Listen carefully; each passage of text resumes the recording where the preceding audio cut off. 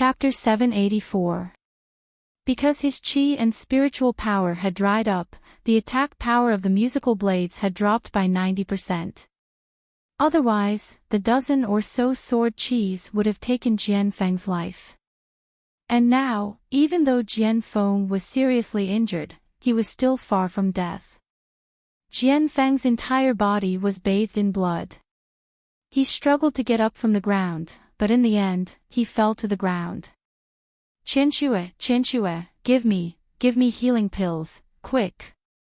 Jianfeng originally had medicinal pills on him, but because Gong Qianxue's cultivation was low, Jianfeng was afraid that she would be injured and unable to be treated in time, so he gave all the medicinal pills that he had refined to Gong Qianxue.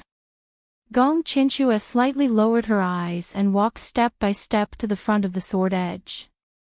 Jianfeng eagerly reached out to her. Qianxue, quickly, give me the pill.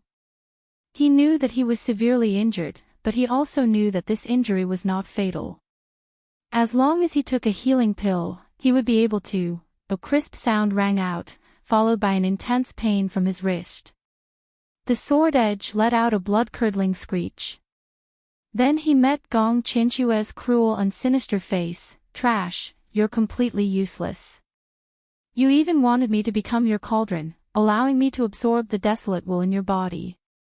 Jianfeng, who do you think you are? Jianfeng's eyes suddenly widened. His red eyeballs almost popped out as he looked at Gong Qianxue, who was very close to him. Qianxue, why did you do that to me? I love you so much. His voice suddenly rises, his face full of shock and disbelief. Gong Qianxue, for you, I gave up my identity as a spirit cultivator and stayed in the Yanwu continent, this barren land of mortals. You actually treat me like this? Ha! Gong Qianxue condescendingly looks at him, her expression disdainful. You're merely at the third rank of body refining, and you can't even deal with that slut Jun Mayan. Why should I, Gong Qianxue, give myself to you? I'm going to become a person above others, a person who stands at the peak of cultivation. What's more, in order to return to the cultivation continent, you want me to become your cultivation vessel. You made me suffer the desolate ambition in your body and made me lose the chance to ascend. Jianfeng, who do you think you are? You actually want me, Gong Qianxue, to be your human furnace. Jianfeng shook his head and roared in a hoarse voice, didn't I do all of this for you? If you hadn't wanted to refine Jun Mayan's child into an elixir, we wouldn't have been chased like street rats in the Yanwu continent. I made you my cultivation vessel because I had no other choice but to return to the cultivation continent. Piak! Piak! 2 slaps landed on Jianfeng's face. At this moment, Jianfeng was seriously injured, but Gong Qianxue's cultivation had already reached the first level of the body refinement realm. Therefore, her 2 slaps caused Jianfeng to spit out a mouthful of blood. Gong Qianxue sneered, for me? All bullshit. If it was really for me, would you allow that bitch Wu Meiling to humiliate me? Will your sect look down on me? None of you are good people. All of you deserve to die. So I planned for you and Mayan to kill each other, ha ha ha ha. Seeing your Yunguang sect in this miserable state, I'm very carefree. Jianfeng stared at her blankly. His eyes seemed to be stagnant and a little red. It's like he doesn't know this woman with a sinister smile in front of him. For Gong Qianxue, he gave up on his sect, gave up on his future and cultivation, gave up on everything to stay in the Yanwu continent. Chapter 785. It's actually this woman who killed master and fellow apprentices. Ha ha ha, not only did I exterminate your Yunguang sect. I also killed that slut Wu Meiling with my own hands. Gong Qianxue looks at Jianfeng's expression, and her laughter becomes more and more carefree. When that slut humiliated me, did she ever think that she would eventually die by my hands? Gong Qianxue, how did you become like this? Jianfeng's voice is hoarse, close to weeping blood. How could you do this to me? Swish! The sword light flashes, blood and severed arms splatter. Aw, aw, aw. In just a moment's effort, Jian Feng's limbs have already been chopped off by Gong Qinxue. Gong Qinxue's face shows a flowery smile. She takes out a draft and sprinkles it on Jian Feng's wounds, unhurriedly saying, "Senior brother, didn't you say that I would give you a healing elixir to save you? Look, I'm saving you right now. Don't worry, I won't let you die so quickly. For the sake of your infatuation with me, I will keep you by my side for a while. Just like when you brought me to the Shuzhen continent as a furnace, I will also raise you like a dog for a while." Jian Feng's eyes are bloodshot, unwaveringly glaring at her. At this moment, there's no longer a trace of friendship in his eyes, only bone-deep hatred. The spiritual power in his body surges, Jian Feng's eyes are filled with determination, wanting to perish together with her. In the next moment, however, Gong Qinxue has already crouched down, and the dagger dipped in poison pierces Jian Feng's dantian. She laughs, stirring the dagger around Jian Feng's abdomen. Jian Feng screams, struggling desperately, but as the dagger smashes his dantian, the poison seeps into his blood vessels, and the spiritual energy in his body disappears little by little. Even the tendons and veins in his whole body wither and break. After a few short breaths, Jian Feng collapses to the ground like a lump of rotten meat, unable to move anymore. Now, he's become a real trash. Gong Qinxue casually kicks Jian Feng, who can't move, and her line of sight falls on Mayan. A strong hatred flashes through her eyes, then she says with a faint smile, "Jun Mayan, you are now an arrow at the end of its flight, not far from death." Mu Yan raised her eyebrows. Her smile was still as light as before, but it carried a domineering aura that looked down on the world. "If you think that you have the ability to kill me, then why don't you come and give it a try?" She just sat cross-legged on the dirty ground, her long and slender fingers slightly bent, casually resting on the strings of the zither. Her sleeves fluttered in the wind, and her face was as white as snow. A cool breeze blew through her slightly disheveled hair, revealing her stunning appearance. In an instant, even the dirty and run-down temple became like a fairyland. The jealousy and hatred in Gong Qinxue's eyes almost burned. Her line of sight falls on the blood stain on the corner of Mayan's mouth and her pale complexion. At this moment, Jun Mayan must be seriously injured, on the verge of death. Her current appearance was merely a bluff to deceive him. But thinking like this, Gong Qinxue still hesitated to move forward. Jian Feng's fate was still fresh in his mind. What if this woman was just putting on an act and deliberately tricking him over so that she could kill him? Gong Qinxue furrowed her brows, and then slowly relaxed. The corner of her mouth slowly hooks up into a malicious smile, and she faintly says, "Jun Mayan, do you think that I want to kill you? You're wrong about that." Mayan slightly frowns. Chapter 786. Gong Qinxue's face is gloomy and cold. "My home and country have been destroyed, I have nothing, and I'm being spurned and chased like a stray dog. All of this is thanks to you, Jun Mayan. How could I be willing to let you die so easily?" Saying that, she cautiously takes out a blood-red bottle from her bosom. The moment this bottle appears, Mayan's heart suddenly jumps. At the same time, Qi Huang's somewhat startled and anxious voice reaches her ears. "Be careful, run quickly." That's, before Qi Huang could finish speaking, Gong Qinxue's palm has already ignited with a cluster of flames. Almost at the same time as the flame sprang up, the red bottle suddenly bursts. Gong Qinxue is caught off guard. She only feels that her eyes, ears, mouth, and nose have been splashed with some fishy and sweet liquid. But even more of it turns into a dark red stream of light, impatiently rushing towards Mayan. Mayan quickly plucks the zither strings. The zither sounds are loud, and most of the red light is scattered by the sword energy. But a small part still falls on Mayan. Mayan also smells a fishy and sweet smell. That smell is somewhat like musk, rich and sweet, but it also carries a nauseating stench. She suddenly lowers her head to look at the place where she was splashed. But she finds that the red liquid only stays on the surface of her body for a moment, then disappears without a trace. What is it? Mayan raises her head to look at Gong Chinchue, her eyes cold and heavy. Gong Chinchue, what did you do? Before the last word falls, her voice comes to a screeching halt, and her complexion greatly changes.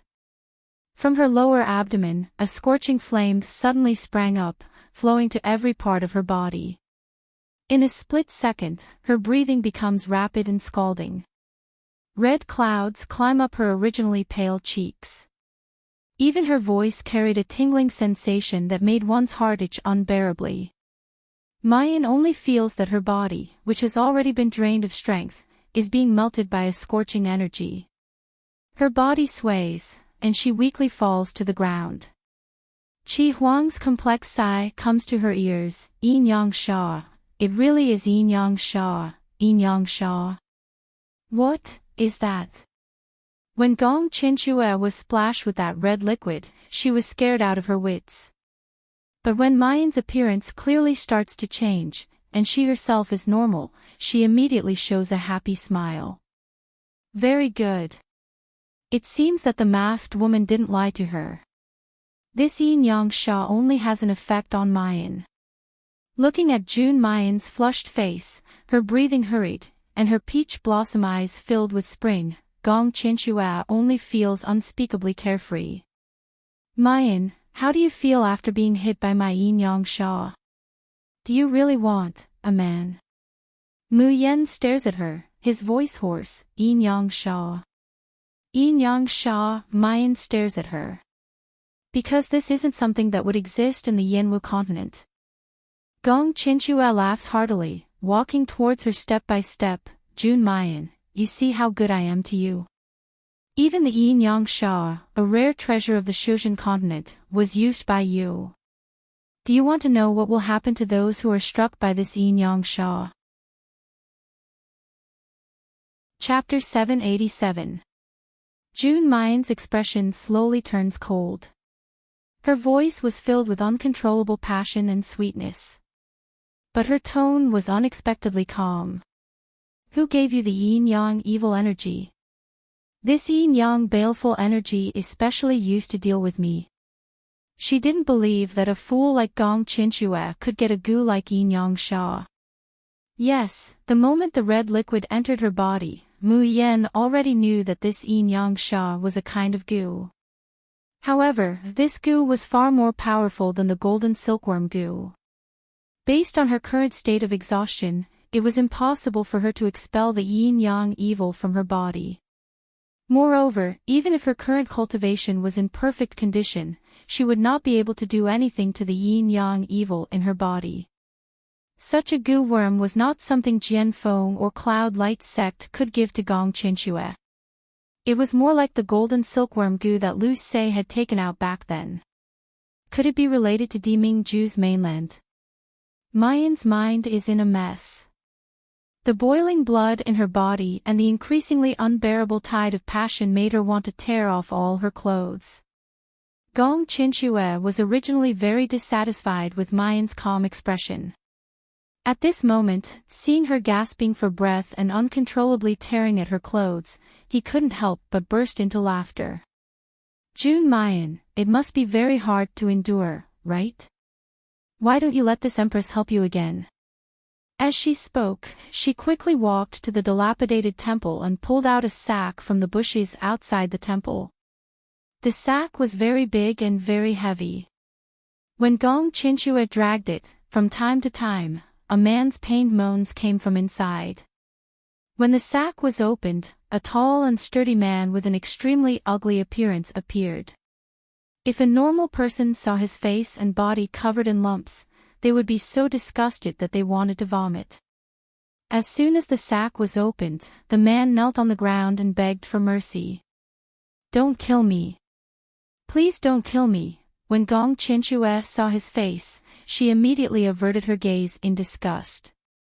She then chuckled and said, "It's fine if you don't want me to kill you, but I only want you to do one thing for me. If you do a good job, I'll let you live. If you don't do it well, I'll cut you up and throw you to the Wuwang Mountains to feed the beasts. No, don't kill me. I beg Immortal Ant to spare my life. No matter what Immortal Ant wants this little one to do, this little one will definitely complete it." As he spoke, he was so scared that his legs began to tremble. A yellow, stinky liquid flowed out from between his legs. It was a very disgusting scene. Gong Chinchua looked at his cowardly and dirty appearance, but laughed even more happily. "What I want you to do is to ruthlessly fuck the bitch behind you in front of me." The ugly man seemed to be stunned and turned to look at where Gong Chinchua was pointing. Then, he suddenly widened his eyes and opened his mouth wide, saliva dripping down from the corner of his lips. The pair of eyes that were mostly covered by the protruding lumps of flesh revealed an infatuated and greedy light. Soon after, he seemed to suddenly come back to his senses and said excitedly, Fairy, you mean, you want me to do that to that fairy-like beauty, to do that, pa?" Gong Chinchua fiercely kicked his face with the corner of her clothes, and said with hatred, "What fairy-like beauty? She was just a slut, a whore who could be fucked by anyone. If you dare to say another word, I will cut off your tongue. Just tell me, are you going to do it or not?" Chapter 788. The man doesn't dare to believe that he could have such luck with women. Seeing that disgusting man getting closer and closer to Jun Mayan, the smile on Gong Chinchua's face becomes crazier and more distorted. "Jun Mayan, you're not even 15 years old, yet you've given birth to a little bastard out of wedlock. Presumably, you must be very thirsty for men. In these short 5 years, your strength has climbed to such a level. I don't know how many men's beds you've climbed in exchange for your current status. Based on what? Based on what have you climbed to this height? Based on what have you trampled me under your feet? Don't you like to hook up with men, don't you like to give birth to little bastards with wild men? This time, I'll fulfill your wish. If this man isn't enough, Ben Gong can find 8 or 10 more for you, ha ha ha ha ha." Gong Chinchua's penetrating gaze falls on Jun Mayan, all her hatred turning into sinister cruelty. She seems to have foreseen the scene of Jun Mayan being trampled and humiliated like a rag doll by an ugly beggar in a moment. It's all Jun Mayan's fault that she has fallen to such a state. And she wants Jun Mayan's fate to be 1,000 times more miserable than hers.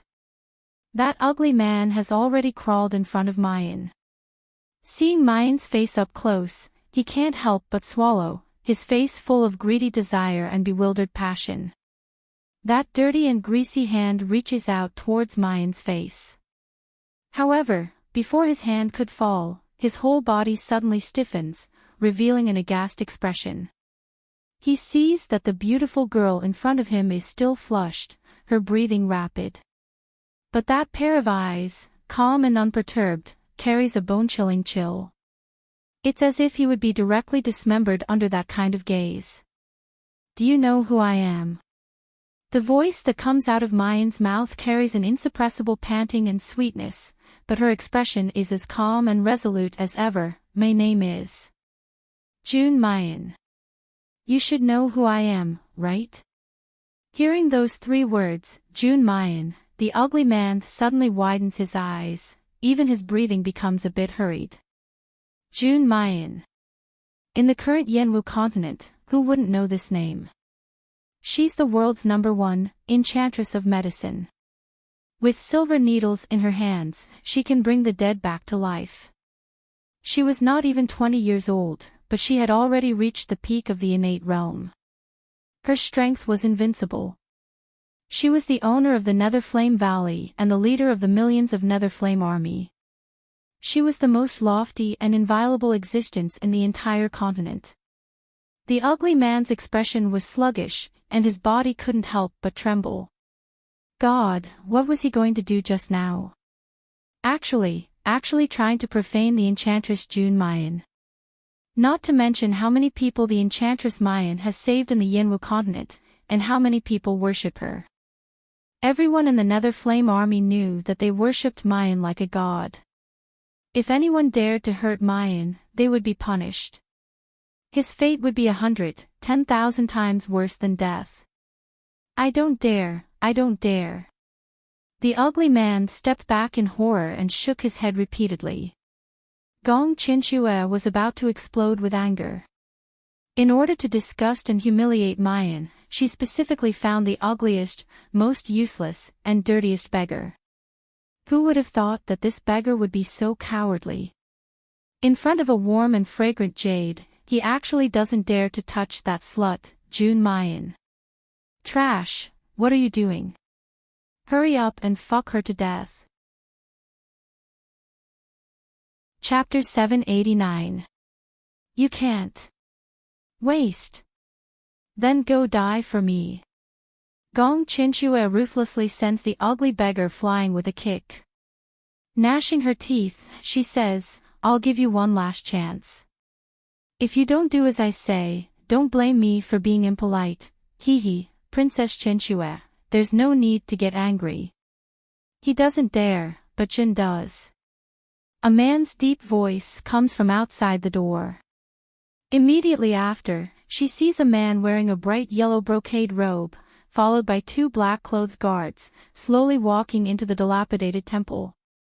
This man looks to be in his 40s, with a beard above his lips. His appearance can only be considered ordinary, but his whole body has the dignified aura of being in a high position all year round. The moment she sees this man, Mayan's brows suddenly wrinkle. The yin-yang sha that was originally forcibly suppressed within her body is stirring, making her unable to restrain herself from letting out a low moan.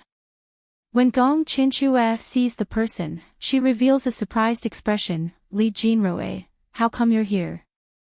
That's right, the person who has come is actually Li Jinrui, the Emperor of Huangyao. He used to be Jin Wangye's elder brother, and also Li Wan's father. Li Jinrui smiles faintly. Jin heard the sound of thunder, so I came to take a look. I didn't expect to see such an interesting scene. Even though the words are directed at Gong Qinshue. His gaze falls on Mayan, his eyes full of greedy desire and raging ambition. Gong Qinshue looks at his naked gaze and giggles. It turns out that the Emperor of Huangyao also wants to have a taste of this woman, Mayan. However, don't say that I didn't warn you, Mayan's body has yin-yang sha. Only one man can't satisfy her. Why don't the three of you come together? Hearing Gong Qinshue's words, the eyes of the two guards beside Li Jinrui brighten. They look towards Mayan's direction, breathing rapidly. Li Jinrui is already walking towards Mayan, chuckling, Miss June, I didn't expect that we would meet in this way. This is truly a heaven-sent fate. Miss June, rest assured, after Jin obtains your body, I will certainly give you a status. At that time, Mingyan Valley will also be incorporated into the sphere of influence of the Huangyao dynasty. Later on, you will be the supreme imperial consort of Huangyao. As Li Jinrui spoke, his eyes flashed with a blazing light. In the Yenwu continent, 3 countries stand in a tripartite balance, but Huangyao was originally the well-deserved leader among the 3 countries. He was also the emperor of an overlord nation. However, the Netherflame Valley had risen overnight. The situation of the entire Yenwu continent has changed. The Tiandao sect was destroyed, and the Netherflame army became the #1 faction in the world. With the support of Netherflame Valley, Qi Yan country directly trampled Huang Yaoguo underfoot. How could Li Jinrui, who was used to being high and mighty, be willing to accept this? Not to mention, without the Tiandao sect, without those embryos that could restore one's youth, how could he achieve immortality? How to stay young forever? He was anxious, hateful, desperate, and exasperated, but he felt as if he had been abandoned by the heavens. But now, Li Jinrui knew that not only had the heavens not abandoned him, they had even given him an excellent opportunity. No matter how powerful the Nether Flame Army is, no matter how illustrious June Mayan's reputation is, she is still a woman in the end. As long as he took her body and took away her innocence, she would definitely follow him wholeheartedly. At that time, whether it was June Mayan or the Nether Flame Army, wouldn't they all belong to him? Chapter 790. With a genius doctor like June Mayan, it would be as easy as turning over his hand if he wanted to live forever. Needless to say, June Mayan is still a stunningly beautiful and alluring stunner. The more Li Jinrui thought about it, the more excited he became. He strode towards Mu Yen, who had fallen limply to the ground and was unable to move.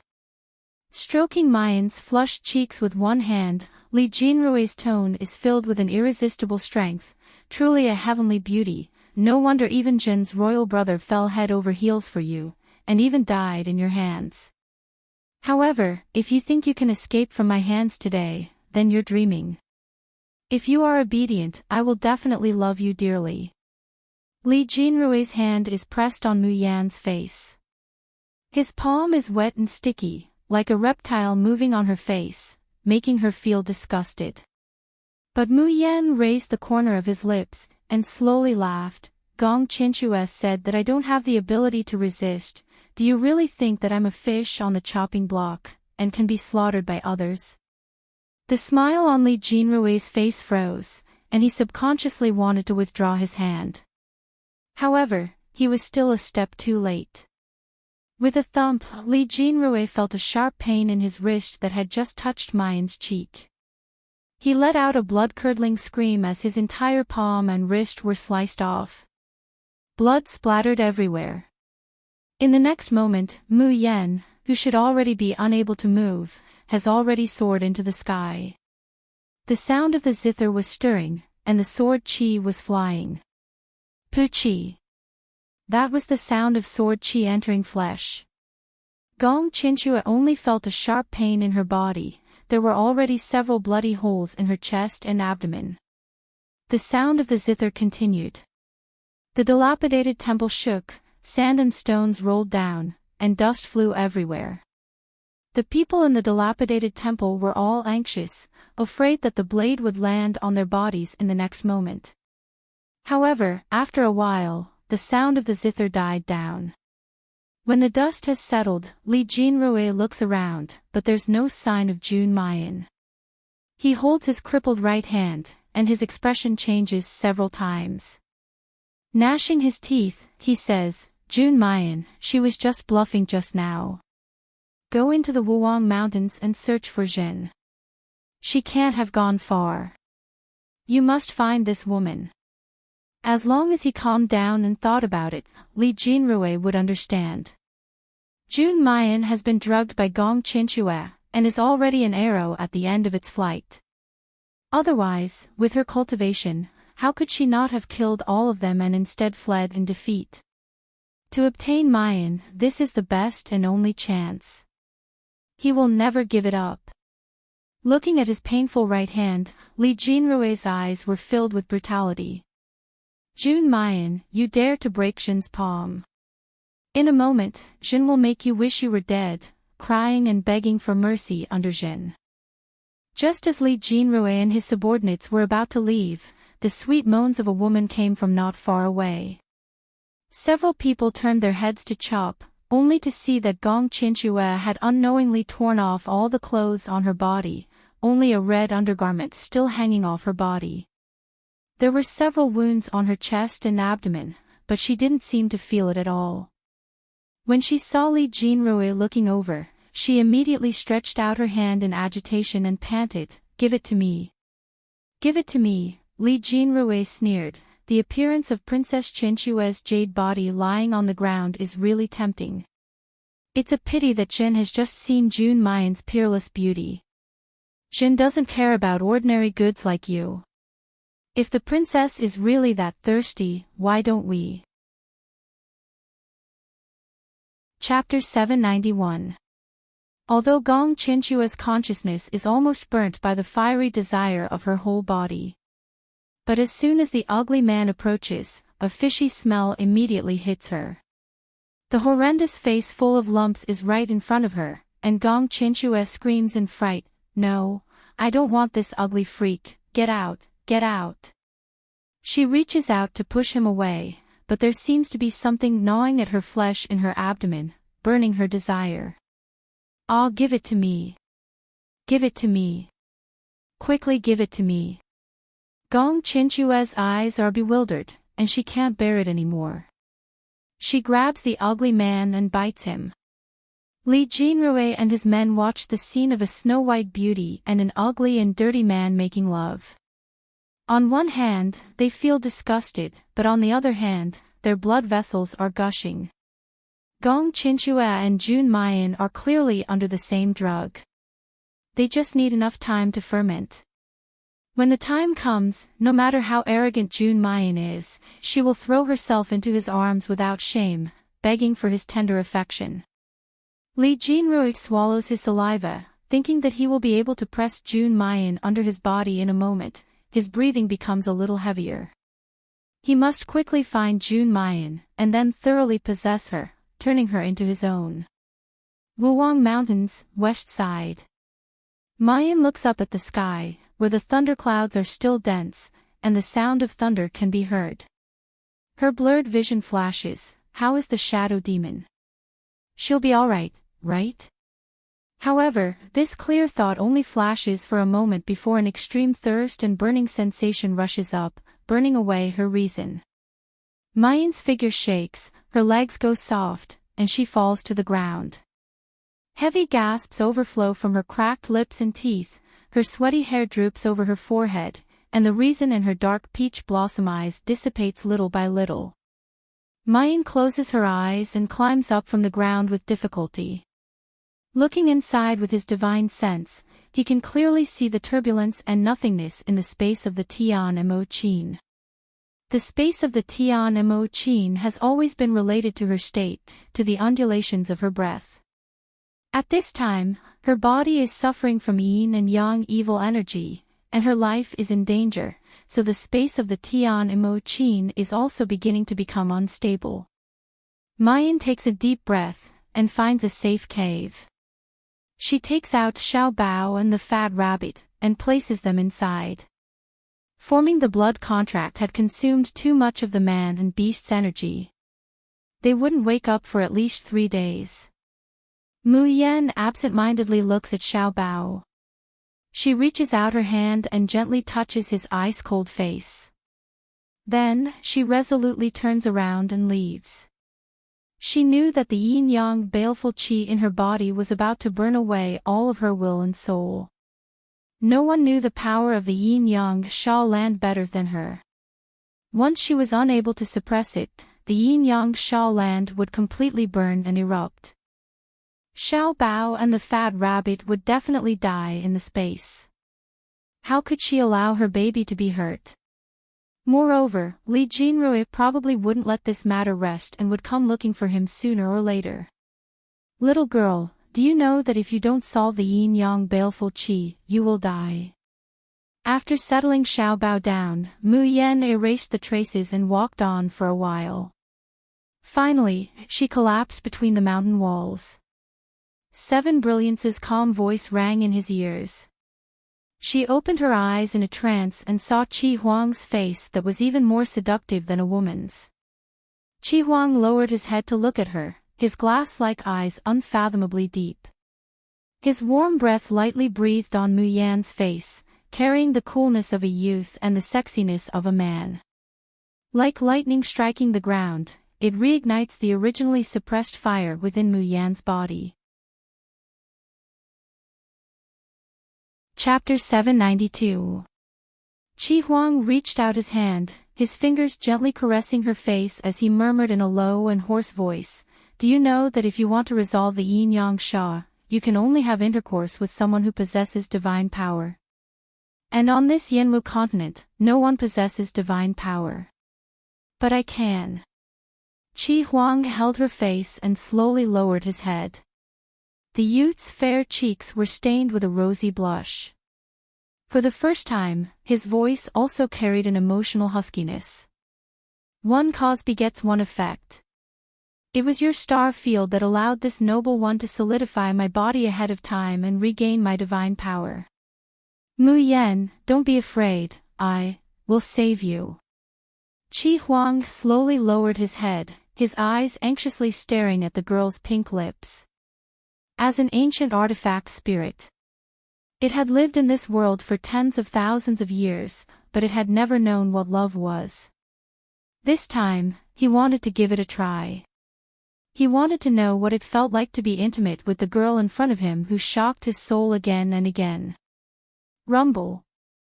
Thunder boomed in the sky. Qi Huang's lips almost touch Mayan's.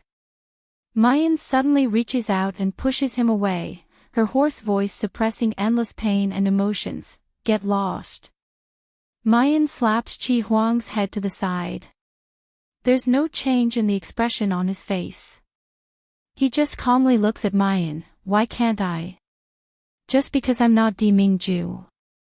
What if I tell you that one day, this sage will be even more powerful than Di Mingju?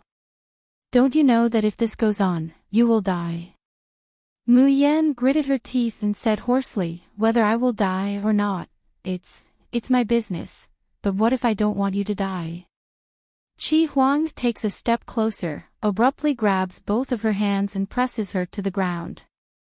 His peerlessly handsome face approaches little by little. Jun Mayan, what if I don't want you to die? The only master I can accept is you. If you die, I'll have to fall into a deep sleep again. I don't want to. So, mate with me and let me save you. This is the only way for you to survive. The youth's serene aura lingered at the tip of her nose, pervasive. The yin-yang baleful aura in his body seemed to have sensed the alluring aura and suddenly became active. Mayan gives a muffled groan, her stomach feels like it's on fire. She almost couldn't control herself from reaching out, wanting to hug Qi Huang's body. However, all of a sudden, his hands grabbed Qi Huang's neck and forced him to retreat. Mayan's eyes are bloodshot and her voice is hoarse. Qi Huang, as the master of the Tian Mo Qin and the sole successor of the Shen musicians, I order you to stay away from me. If you dare to touch me again, I promise that I will never play the Tian Mo Qin again. The air seemed to freeze between the two of them. Mayan's tone slows down, but it also carries a disdainful imposing manner, but I promise you, I won't die. A mere yin-yang baleful qi cannot kill me. You will not lose your master, nor will you fall into a deep sleep. But this kind of thing, I will only do it with the person I like. So, get out of here right now. The desire and stubbornness in Qi Huang's eyes faded away bit by bit, replaced by a more complicated emotion. Suddenly, he angrily pushed Mu Yan away, and angrily said, if you don't understand, then don't understand. If you want to court death, then don't tell me that I have to stop you. Humph, why can't it be Di Mingju? How can Ben Zun not compare to Di Mingju? Chapter 793. Hearing that, Mayan's already weak body almost faints from anger. What was written in Bailey Liuin's notes? It's really bad for Qi Huang. She gasps and glares at him fiercely. Shut up, you, hairy little brat, I'm already having a hard time. Get back to the Tian Mo Qin, don't come and add to the mess. Qi Huang stays where he is, as if struck by lightning. Little brat, little brat, little brat. Jun Mayan actually called him a little brat. He's a dignified ancient artifact spirit, how could he be a little brat? She actually said that his hair hasn't grown yet. Just as Qi Huang is about to go crazy, Mayan's expression suddenly changes. She raises her hand, and the Tian Mo Qin appears in front of her. Qi Huang, return to the Tian Mo Qin, don't come out again. Saying that, she directly plucks the strings. Qi Huang's complexion changes, his eyes revealing anxiety, but he still immediately returns to the Tian Mo Qin. Almost at the same moment that Qi Huang disappears, Li Jinrui and his men arrive. Your Majesty, Jun Mayan is here. The wound on Li Jinrui's hand has already been bandaged. He leisurely rides a big horse, and when he sees the battered and exhausted Mayan on the ground, he reveals a carefree smile. Jun Mayan, why are you running? In the end, you still can't escape from Jin's palm. Mayan reaches out, wanting to pluck the strings. But her whole body is boiling hot, and she has no strength at all. In the end, her movements are still too slow. An old pre-celestial at Li Jinrui's side waves a palm, and the Tian Mo Qin is thrown into the distance. Without your Qin, Jin would like to see how you will resist. Li Jinrui dismounts from his horse, and steps towards Mayan. Thanks to you, I don't have this hand of mine anymore. He looks at Mayan gloomily, his face full of cruelty and tyranny. Jin originally wanted to treat you gently, but since you don't know what's good for you, don't blame Jin for being impolite. Li Jinrui looks back, a treacherous smile on his face. Jin doesn't intend to bring you back to the palace. Here, in front of Jin's men, I want you. The knockout drug in your body is very strong. At that time, everyone here will see you holding Jin in joy, begging Jin to dote on you, ha ha ha. Mu Yan took a deep breath, her eyes filled with a strong killing intent. She didn't want to go this far and die together with this wretched and disgusting man. However, if he did not act decisively, he would lose the best opportunity. He bit the tip of his tongue fiercely, and the pain made his mind clear. He also circulated the remaining spiritual power in his body.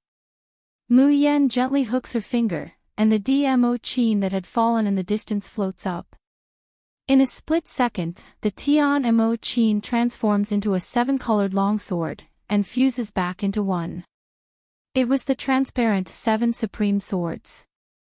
She no longer had enough spiritual power to control the 7 absolute swords to kill, but she could control them to return. Without any spiritual power, returning the 7 absolute sword to his body was equivalent to suicide. Whoosh! The 7 absolute swords turned into a bolt of lightning, whistling toward him and Li Jinrui, who was close at hand. Your Majesty! Your Majesty, be careful! The people of Huangyao country screamed in fear. Li Jinrui turned his head around and slashed. Before he could see what was coming, he felt a sharp pain in his abdomen. The 7 absolute sword mercilessly pierced through his body, and continued to fly towards Mu Yan. Mu Yan slowly raised her head, her expression calm and fearless, waiting for the 7 absolute sword to return. Chapter 794. The 7 absolute swords whizzing in front of him were stopped by a slender hand. Just like blocking a tiny willow branch, the attack is easily blocked, and it once again transforms into the Tian Mo Qin. Yan Yan, how are you? The man's familiar voice, filled with anxiety and fear, rings in her ears. Mayan's body fiercely trembles. Since the accident, she has been suppressing her emotions, and at this moment, it finally overflows. Mingju, you're finally back. Why did you come back so late? Mayan grabs the man's lapel, burying her face in his chest. She can no longer hold back her tears, and they surge down. When Xiao Bao went missing, when she saw the corpses of the Ink camp, when the fat rabbit drowned, when they made the blood contract, and when she was hit by the yin-yang evil qi, it's not that she wasn't afraid. But she can't be afraid, and she can't retreat. That's because she's shouldering the safety and happiness of too many people. But at this very moment, she's tightly held in the man's arms, listening to his urgent inquiry and guilty self-blame. For the first time, Mayan wants to be willful and unbridled, to rely on him. This is Mingju, the only man in the world who can move her heart. Mingju tightly holds the weak Mayan, the remorse and anger in his heart simply erupts like a tsunami. Especially when he detects that Mayan is hit by the yin-yang evil qi, the murderous intent on his body churns like magma. Yen Yen, don't be afraid, I won't let anything happen to you. Di Mingju gently puts Mayan on the ground, his voice soft and unbelievably hoarse. Wait a moment, wait for me to deal with these dregs, then I'll remove the goo poison from your body. He seems to want to bow his head and kiss Mayan's forehead. But thinking of the effect of the yin-yang evil qi, he pauses his movements. He only looks at Mayan's brows, gentle and doting as if it could drip water. However, when he turns around and looks at the people of Huang Yaogua, all that gentleness completely turns into a bone-piercing killing intent. He knows better than anyone what the yin-yang evil qi represents. It's one of the 10 great poisons of the Tianyi men, and even in the Shushan continent, only a few people can withstand it. Those who were invaded by the yin-yang baleful qi would feel as if they had been drugged. If they didn't copulate, the yin-yang baleful qi would turn into a raging fire that would burn their soul and blood to death. The bone-chilling blue eyes swept over everyone present, and the voice that came out of his mouth was like that of an Asura from hell, who gave her the yin-yang evil qi. No, not us, it's Gong Qinxue. The pre-celestial old man who just sent Mayan's Tian Mo Qin flying is scared out of his wits. He can't even speak properly, we don't know anything. We were just ordered to search for Mayan. It was His Majesty. It was Li Jinrui who wanted Mayan, and ordered us to search. We really don't know anything, spare us, whoosh. Before the Xiantian realm old man could finish his words, a powerful pressure that made people tremble was released. Heaven and earth shook, and the strange beasts in the mountains roared. That earth-shaking power is incompatible with the entire Yanwu continent, but it's like crushing dry weeds and smashing rotten wood. In just a short moment, it has already engulfed everyone present. Many people still keep their mouths open to beg for mercy, but their movements are forever frozen. Soon after, under the blowing of the evening wind, they suddenly burst apart, turning into bloody dregs that irrigate the soil of the Wuang Mountains. Rumble. Chapter 795.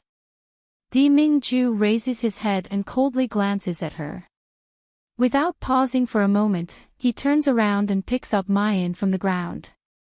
Thunder and lightning fall from the sky, but not a single one dares to strike Di Mingju's body. Just like that, he holds Mayan and walks away step by step.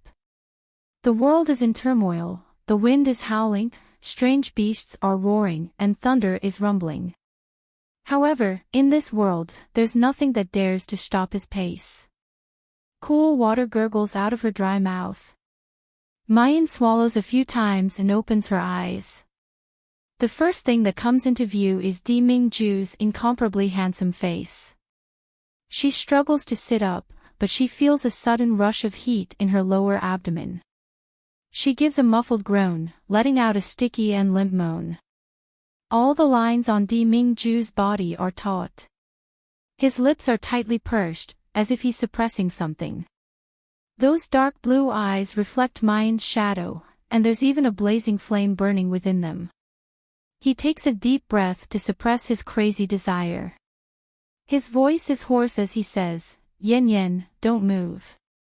The more you move, the more you circulate your spiritual power, the faster the yin-yang sha will flare up." At this very moment, there seems to be a voice in Mayan's mind that is clamoring for her to throw herself into Di Mingju's arms. The yin-yang sha is already hard to endure, and now that she's facing Di Mingju, she's simply receiving the most terrible torture in the world. Yin-yang sha, is there really only one way that can solve it? She bites her lower lip and looks at Di Mingju. Di Mingju forces himself to move his gaze away from her rosy pink lips and her pearly white teeth. His voice becomes even more hoarse. "No, Yen Yen, rest assured, Ben Jun has a way to remove the yin-yang sha on your body." "What way?" Mayan asks. Suddenly, her gaze turns and falls on Di Mingju's chest. At this time, Di Mingju is only wearing his inner clothes, which are tightly wrapped. She can't see the scenery inside. But on the left side of his chest, there's a faint red mark. Mayan suddenly recalls the liquid that she just drank. That liquid is very cool, like a basin of ice water. It extinguishes the desire and burning pain in her body. Although she was suffering now, it was much better than when she was in the jungle just now, where even her soul was about to be roasted dry. However, at this moment, Mu Yan recalled that the cool liquid carried a trace of the smell of blood. Mu Yan abruptly reaches out and pulls open Di Mingju's lapel. On the left side of his chest, there was a small scar that had not yet healed. Mayan's pupils suddenly widen. Take the blood from the heart and feed it to me, Di Mingju. Is this the other way you said? Was this man crazy? Heart blood was equivalent to a person's life force. Taking out his heart blood like this was equivalent to handing over his life and cultivation to him bit by bit. Di Mingju casually gathers his lapel and holds Mayan's hand in his palm.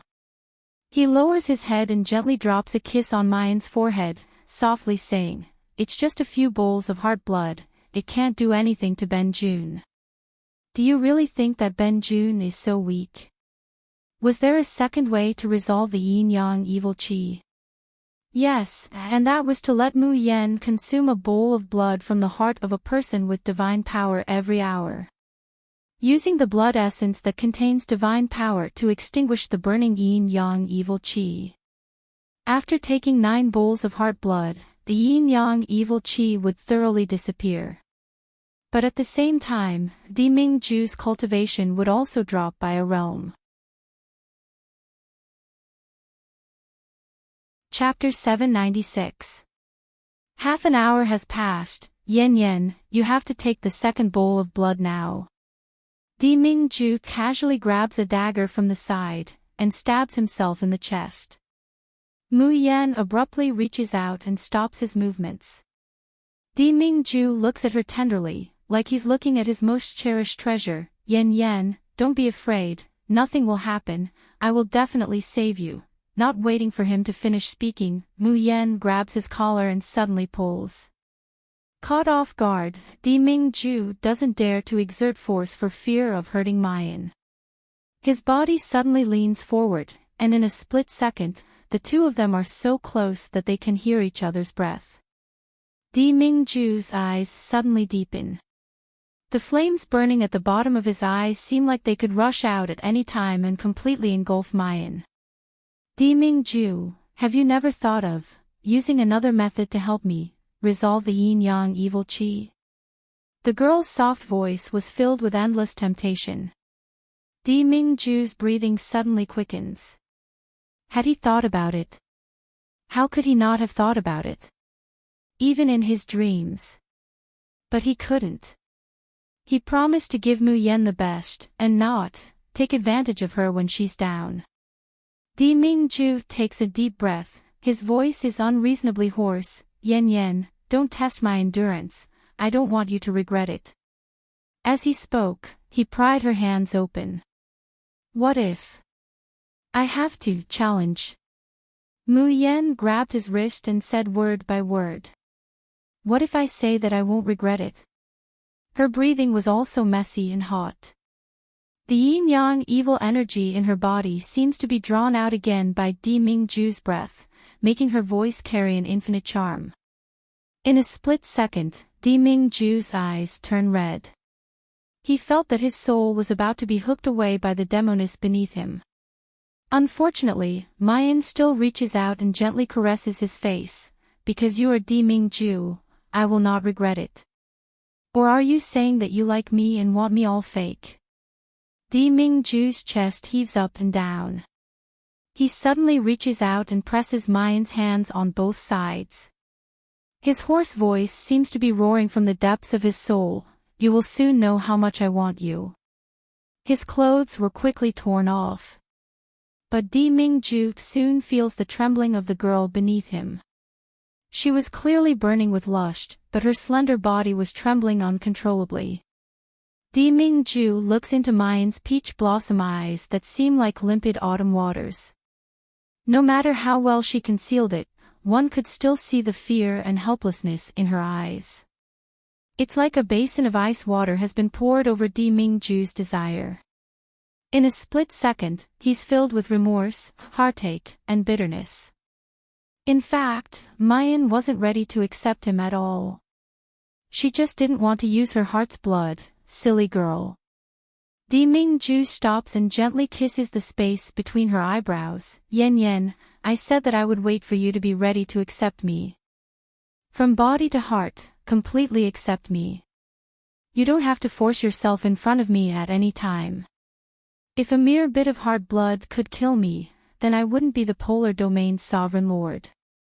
Yen, I just want to spoil you forever, and make you happier than anyone else in the world.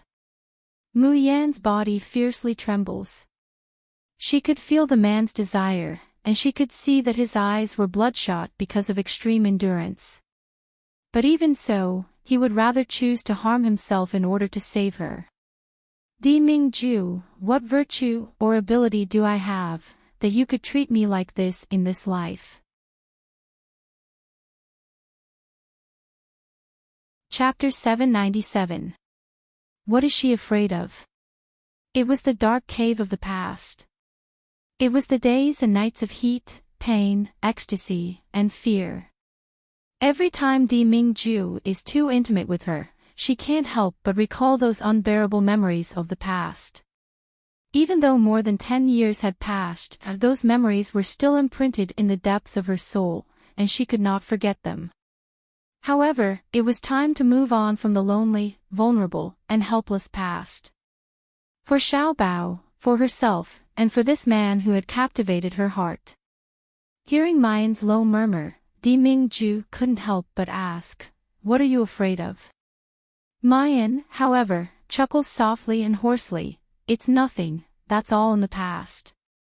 From now on, Di Mingju, only you are my future." Di Mingju's pupils suddenly contract. His handsome and flawless face even reveals a sinister expression due to extreme nervousness. "Jun Mayan, do you know what you're saying?" Mayan's eyes stare at him without blinking, no longer dodging or escaping. "Di Mingju, I want to answer that question in advance." "Which?" Di Mingju's hoarse voice comes to an abrupt halt. He had wanted to ask which question. However, he immediately remembered their promise. After Mayan ascends to the Shuzhen continent, she will tell him whether or not she is willing to grow old together with him. Di Mingju's sexy Adam's apple bobs up and down, and he spits out a few words with difficulty. "What is the answer?" Mayan slightly straightens up, and softly kisses Di Mingju's lips. "Di Mingju, Jun Mayan, like you. From now on, as long as you don't leave, I won't abandon you." Having said that, Mayan endures the restlessness of the yin and yang evil energy within her body, and looks at Di Mingju's reaction. However, the man on top of her seemed to be in a daze. His expression was frozen on his face, and he remained motionless for a long time. Mayan couldn't help but push him, angrily saying, "Jun Shangdaran, are you stupid? Or are you not satisfied with the answer?" Di Mingju fiercely clasps her hand, his voice hoarse and urgent with a trace of panic. Yen, what you just said, say it again. I want to hear it again." Was he dreaming? Did Yen really admit that she liked him? Yen, say it again." Mayan fiercely flips over, pressing Di Mingju under her body. The two people's posture immediately turns into that of adoration on Di Mingju's body. She looked down at the man's handsome face, her slender fingers gently stroking the man's perfect abdominal muscles. She looked exactly like a female hooligan. "Di Mingju, you're blabbering so much nonsense, do you not want to do it? Or could it be that Jun Shangdaran has lost too much blood and can no longer hold on?" Di Mingju's eyes suddenly deepen, and the evil fire in his body suddenly flares up like a prairie fire. Not waiting for Mu Yan to say anything, he suddenly turns around and presses the girl's slender body under him again. As a man, he would never hear the word no. June Mayan. The man on top of her is practically gnashing his teeth. I'll let you know whether Ben June can do it or not. This woman actually dared to question his ability. He would definitely make her cry for mercy. Mu Yen really does regret it. She shouldn't have been so stupid as to deliberately tease an old man who hadn't had a woman for 1,000 years. She didn't even know how long they had been tormenting each other. Chapter 798. Vowing to prove to Mu Yen whether she can do it or not. It's unknown how long the sky has been dark, and how long it has been bright. The sky darkens once again, and the bright moon hangs high.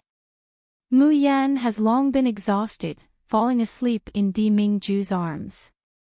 Di Mingju lowers his head, his gaze tenderly and attentively gazing at the girl's sleeping face. He gently and dotingly kisses her sweet lips. The tenderness in his eyes seems to have exhausted all the tenderness and sweetness in his life. Suddenly, his brows wrinkle, a trace of confusion flashing through his eyes. In his memory, apart from Mu Yen, he has never fallen in love with any woman, nor has he had intimate contact with any woman. However, in the split second when his soul and Mu Yan's body join together, an intermittent and fuzzy fragment flashes through his mind. It was in a dark cave. A beast-like man, and a young and tender girl. Blazing passion and panting, intertwined into the most erotic intertwining. At that moment, Di Mingju faintly feels that that man is him. No, impossible. He only likes Mu Yen, how could he have any connection with a woman other than Mu Yen? Di Mingju's eyes turn cold, then they fall on Mu Yan's body, once again turning into a bone-piercing tenderness. If I don't leave, you won't abandon me. Yen, this is what you said. Once I've caught you, I will never let you go again. Under Di Mingju's pressure, the thunderclouds in the sky finally slowly disperse. Han Yi anxiously looks at the sky. When he sees Ying Mei's figure slowly floating down from the sky, he suddenly lets out a sigh of relief. He flies over and takes her into his arms. Ying Mei's complexion is very pale, blood spills from the corners of her mouth, and her body is full of scars caused by the lightning burns. Han Yi looks at the thousands of holes on her body, his heart aching. Fool, what are you crying for? Ying Mei reveals a pale but disgusted smile. I didn't cry, you, a big man, actually shed tears. Don't you feel ashamed? Han Yi cautiously feeds Ying Mei the elixir, wiping his tears and saying, what face have I not lost in front of you? Ying Mei stares blankly as she listens, then she shows a faint smile. Idiot, I can't walk anymore. Can you carry me? Han Yi stares blankly. He promptly giggles and says, all right, little Ying, I'll carry you on my back. It doesn't matter if I carry you for a lifetime. Their silhouettes overlapped in the darkness of the night as they slowly moved forward. Where are Jun Shang and Miss June? Are they all right? Han Yi shakes his head and says, Jun Shang has a blood contract with us. If something were to happen to Jun Shang, we would definitely be able to sense it. Since the blood contract is in good condition, that means Jun Shang is fine. Ying Mei frowned and said, no matter what, we still have to find Miss June and Little Master as soon as possible. I'm afraid that Miss June will get hurt. Han Yi listens to Ying Mei saying Miss June. There's a burst of jealousy in his heart. Why didn't Xiao Ying worry about him so much? The two of them returned to the rundown temple where the incident happened. As soon as he entered the rundown temple, he heard a series of indescribable sounds coming from inside. Han Yi takes a look inside, and he's so shocked that his eyeballs almost fall out. He saw that Gong Qinxue was completely naked, her body covered with bruises. Just like that, she lies on top of a man's body, incessantly shaking/moaning sounds coming from her mouth from time to time. Next to Gong Qinchue, there's an ugly man who's already dead and foaming at the mouth. Chapter 799. Jianfeng's pair of eyes tightly glares at the ugly woman on top of him, the corners of his mouth slowly hooking up into a cold smile. On the surface of Gong Qinchue's body, there's a red thread, following the release of her lust, constantly spreading over her body. It's almost already occupied every inch of her body's blood vessels and internal organs. However, Gong Qinchue doesn't feel anything, she's only crazily dominated by her lust. When she's aroused, she cries out and bends down, wanting to kiss Jianfeng. The next moment, however, a mournful wail comes out of her mouth. By the time she raises her head, blood is already gushing out of her mouth. Her tongue has actually been bitten off by Jianfeng. But Jianfeng still isn't willing to let her go. He rolls over and pounces on her, tearing off her nose, ears, and throat. Han Yi looks at this disgusting and cruel scene, but he only sneers and shakes his head. Carrying Eng Mei on his back, he turns around and leaves. Scum like Gong Qinchue and Jianfeng, killing each other like this, dying without an intact corpse is already the best ending. However, even if Jianfeng doesn't kill Gong Qinchue, she would still be corroded by the yin-yang evil energy, and be burned alive to ashes. In any case, they only have themselves to blame, no one else is to blame. It's more important for them to look for Jun Shang and the Mississippi, in the cave. Xiao Bao slowly opens his eyes, his big watery eyes still carrying a trace of confusion. Suddenly, he abruptly sits up, his mouth shouting, "Nyangqin, bunny." In the next moment, a black shadow bumps into his bosom, making an "awoo-awoo" sound. Xiao Bao recognizes this voice. His delicate, grave and stern little face reveals a pleasantly surprised expression. "Bunny. You're still alive, it's really too." Xiao Bao's voice comes to an abrupt halt. The big eyes blink, and blink again. The creature in his bosom has a pair of mung bean eyes that are exactly the same as the fat bunny's. But, the originally snow-white fluffy long fur is all gone. Xiao Bao hesitantly looks at the bald lump in his bosom, asking uncertainly, are you bunny? "Awoo-awoo." The bald-haired dumpling in his arms was infuriated. It opens its mouth and bites Xiao Bao's hand. Although it didn't break the skin of little Bao's hand, it still made him cry out in pain. A pair of mung bean eyes looked up and glared at Xiao Bao, full of anger. "Little master, of course I'm bunny. This rabbit only had a bit of fur burned off, yet you can't recognize this rabbit. Bastard, didn't this rabbit god have my beautiful fur burned off to save you?" After roaring, the fat rabbit turned around sadly, wanting to jump down and hide in a corner. It was over, its beautiful fur was gone, it would become a bald rabbit in the future. It was no longer majestic, no longer handsome, sob. Seeing that the fat rabbit was about to jump away, Xiao Bao hurriedly reached out to hold it in his arms again. His usually cold childish voice carried a rare smile. Bun, it's great that you're fine. I was so worried about you." He lowered his head and rubbed the fat rabbit's body with all his might, not caring about its burnt bald and no longer cute body. Bun, don't worry. The fur on your body will definitely grow again. Nyangqin said that you can grow faster if you eat a lot. In the future, when Daddy makes something delicious, I'll let you eat it, okay? Chapter 800. Xiao Bao looks around. But all he sees is an empty cave, and there's no sign of Mu Yan. "Bunny, where's Nyangqin? Why don't I see Nyangqin?"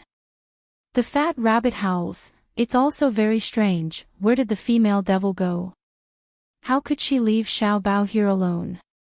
Xiao Bao's little face, which was originally happy to see that the fat rabbit was fine, suddenly collapses. His big clear eyes are filled with worry. Nyangqin said that she would help us form a blood contract. Did something happen to Nyangqin? No way, no way. Nyangqin will definitely be fine. But Nyangqin has never left him alone like this. Xiao Bao stands up. I'm going to find Nyangqin. But then, a confused look appeared on his face. Where should he go to find Nyangqin? Should he go back to Hellflame Valley? I know. Qiuqiu knows where pretty big sister is. A cute lowly voice suddenly emerges in Xiao Bao's mind. Then, there's a flash of light in the dark cave, and a small phoenix flies out from between Xiao Bao's eyebrows. This phoenix is fiery red, so beautiful that it makes people dazzled. However, it's only the size of 2 fists, and it's just an illusion. Feeling Xiao Bao's gaze, Qiuqiu flaps its wings and turns in a circle, saying excitedly, little big brother, look, Qiuqiu can transform into a phoenix spirit body. Isn't Qiuqiu beautiful, isn't it cute? Xiao Bao has never seen such a beautiful creature. That fiery red light is not dazzling, but warm. When the fire wings gently flap, you can see flowing lights and overflowing colors. Oh, it's a bit small. But the surprise only lasts for a moment, and Xiao Bao immediately says eagerly, you said you know where Nyangqin is? Little Phoenix nods and says, because a very powerful force suddenly poured into you, little big brother, and Qiuqiu, as your contracted beast, also shared this power. So Qiuqiu can not only transform, but also split into a Fire Phoenix Doppelganger. Fire Phoenix Doppelganger. NN. Qiuqiu shakes its beautiful little head with a proud look. Fire Phoenix Doppelganger allows Qiuqiu to put a wisp of divine sense on a living creature. Then, as long as Qiuqiu wasn't too far away from the Fire Phoenix clone, Qiuqiu would be able to locate it. Even if it's very, very far away and Qiuqiu can't find it, it can still sense the living being state that the Fire Phoenix's clone left behind. Little Treasure's eyes immediately lit up. You left the Fire Phoenix clone on Mother's body. Yes. Qiuqiu nodded. Then, he seemed to have thought of something, and his cute lowly voice was filled with anger. There were a few bad guys who wanted to harm beautiful sister. Beautiful sister didn't have any strength to save Bunny. It was so dangerous. Qiuqiu is anxious to death, but there's nothing he can do.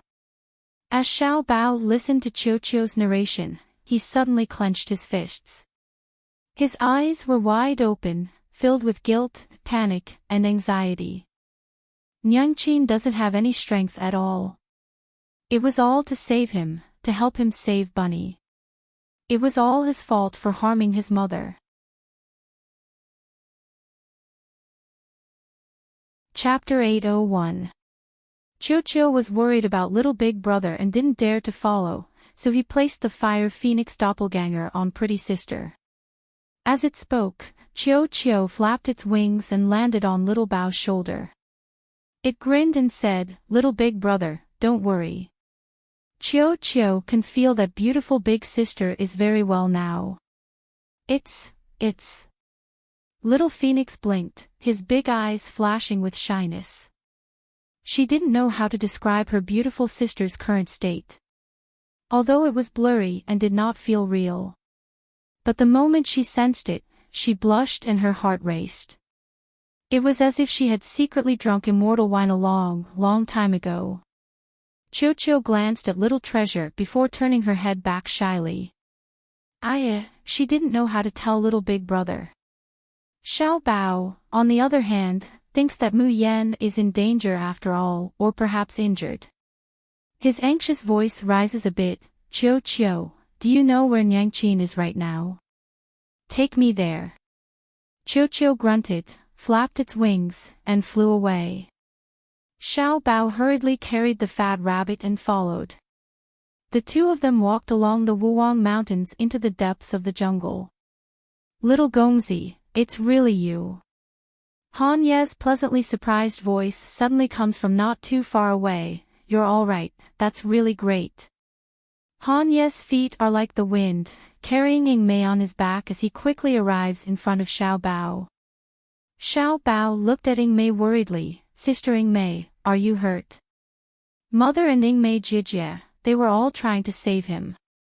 When Ing Mei saw little Bao, his cold expression immediately softened. Young master, don't worry. I'm fine. I'm just a little exhausted. It was this idiot who insisted on carrying me. As she spoke, she was about to come down to prove that she was fine. But Han Yi wouldn't let go no matter what. Little shadow, I like to piggyback you, let me piggyback you, okay? I have great strength.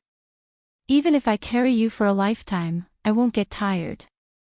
Ing Mei immediately blushes, slapping Han Ye's head. Idiot.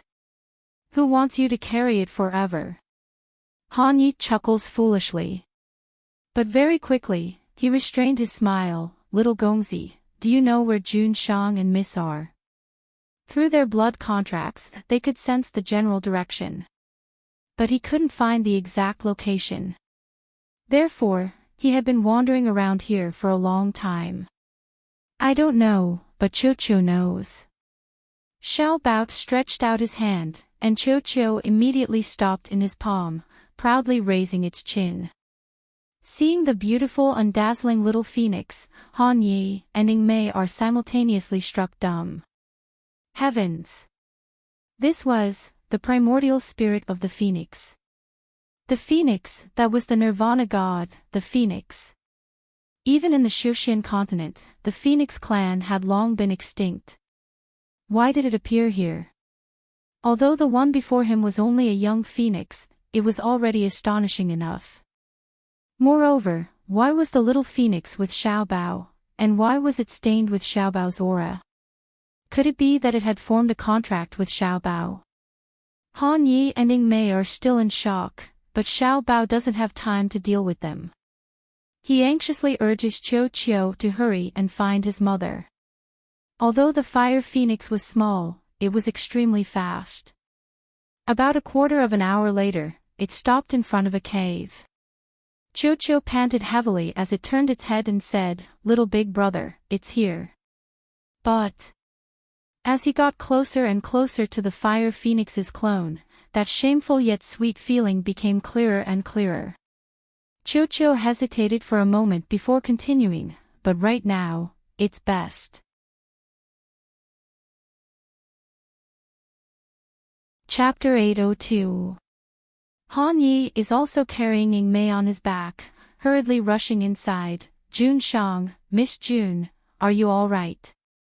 Then, 2 adults, a child, and a bald rabbit rushed into the cave.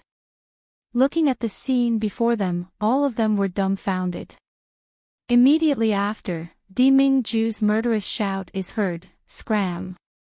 Holy shit! Han Yi carries Ing Mei on his back, scrambling to escape. He also brought Xiao Bao and the fat rabbit along with him. Tears flowed like a river in his heart. Why was he so unlucky? He actually broke in just like that and saw Jun Shang and Miss Mayan. Han Yi covers his face. He feels that he has just come out of the purgatory pool, and he's about to go in again. Han Yi carries Xiao Bao outside. As the cold wind blew, she blinked her big eyes and frowned. His handsome and exquisite little face looked like it was about to freeze. He had seen his mother and Lecher sleeping together before, but why was it so different this time? Why does he always feel that Nyangqin is going to be snatched away by a Lecher? Di Mingju looks at the already empty cave entrance. That sharp gaze seems to want to kill. In his arms, the girl's eyes were closed and she was wrapped tightly in his clothes. He was sleeping soundly. Occasionally, one could see traces of ambiguity on her snow-white shoulders. The commotion just now had awakened her from her deep sleep. Her long eyelashes fluttered and she slowly opened her eyes. A pair of rippling peach blossom eyes were like a bottomless abyss that could suck in one's soul. Mayan stretches, her voice is soft and husky with a seductive numbness. Di Mingju, I think I just heard Xiaobao's voice. Di Mingju promptly uses the clothes to wrap her up again, ensuring that not even a bit of spring scenery will be exposed. Only then does he suppress his restless desire. His face darkened, and he was about to say that she had misheard. Xiaobao's voice suddenly came from outside. Mother, mother. Mayan's eyes brighten at once, and she abruptly pushes Di Mingju away, about to stand up. Xiaobao, I'm here. However, just as he was about to stand up, he felt his body go limp and he nearly collapsed. Di Mingju promptly reaches out and scoops her into his arms, his tone doting. I told you not to move around. Mu Yan gives him an unfriendly look. Which bastard was it that made her so weak? Just at this moment, Xiaobao had already rushed in from outside and suddenly pounced into Mu Yan's embrace. Mother, mother, are you all right? His tiny arms hugged her tightly, and his entire head was buried in her bosom. His voice sounded as if he was about to cry at any moment. Mu Yan quickly hugged Xiaobao and said softly, Baby, don't worry. Nyangqin is fine. Look, isn't Nyangqin fine now? Xiaobao's small body trembles slightly. After a long while, he raises his head to look at Mu Yan. When he finds that his mother is indeed fine, without any weakness or injury, his big tearful eyes reveal a trace of a smile. Then he reaches out and hugs Mayan tightly. The mother and daughter pair are affectionate for a while, when Xiaobao seems to remember something. He fiercely glares at Di Mingju. Nyangqin, did this lecher bully you just now? Mu Yan blushes. Cough. She did bully him, but this was not bullying. How was she going to explain this to her son?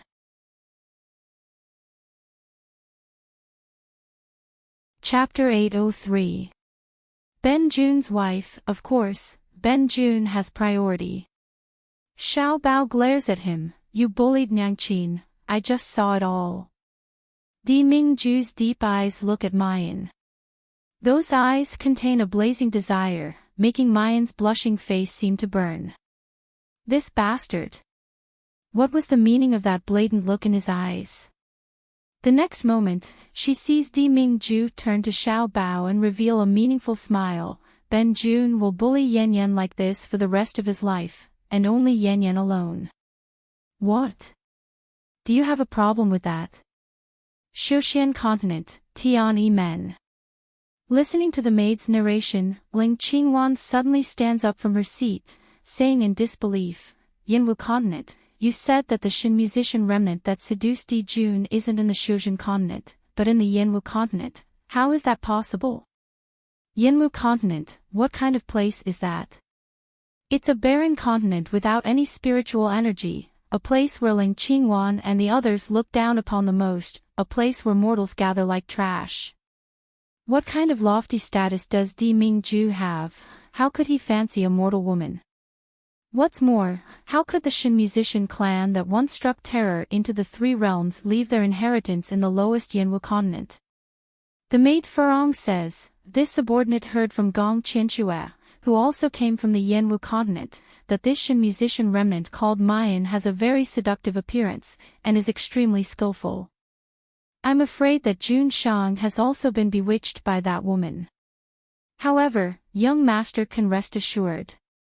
Furong faintly smiles, her face carrying a bit of pride. This subordinate has already let Gong Qianxue bring back the Yinyang Sha, and put it on Mayan. This subordinate just sensed that the Yinyang Sha has indeed been activated. Ling Qingwan's expression converges a bit, her gaze cold. Are you sure that the Yinyang Sha has been placed on this Shin musician remnant? Furong chuckles. The Yinyang Sha that this subordinate gave to Gong Qianxue was specially tampered with. It would only react to the highest level of blood and soul. If that Mayan wasn't a Shin musician remnant, the Yinyang Sha wouldn't be able to parasitize a mere mortal of the Yinwu continent.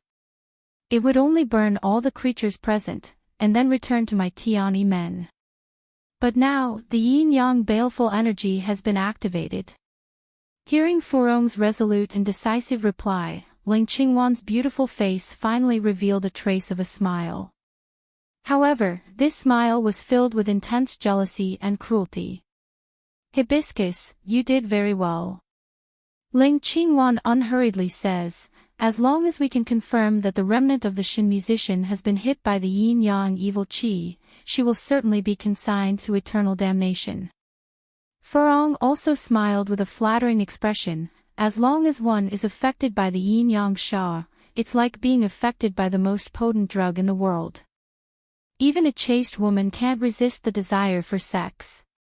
But it just so happened that unless the man she had intercourse with had divine power, she would only endlessly desire and endlessly feel the pain of being burned by the raging fire until even her blood and soul were completely burned by the yin-yang baleful qi.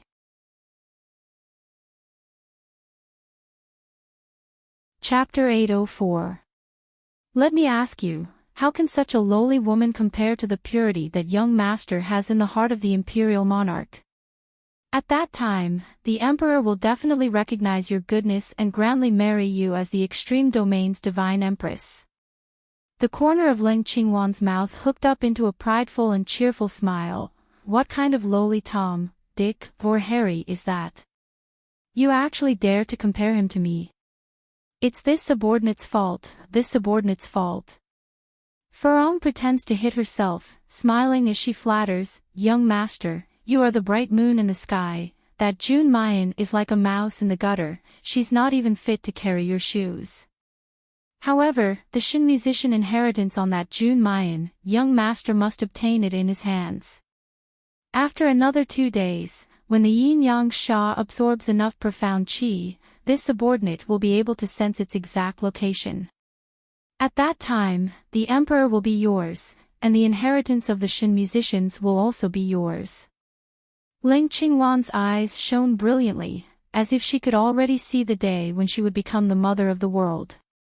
She looked at Hibiscus with satisfaction. This time, your contribution is not small. It's time for you to improve your cultivation and level.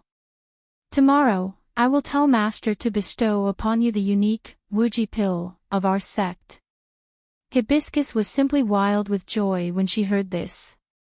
The limitless pill was one of the most precious pills of the Tiani men.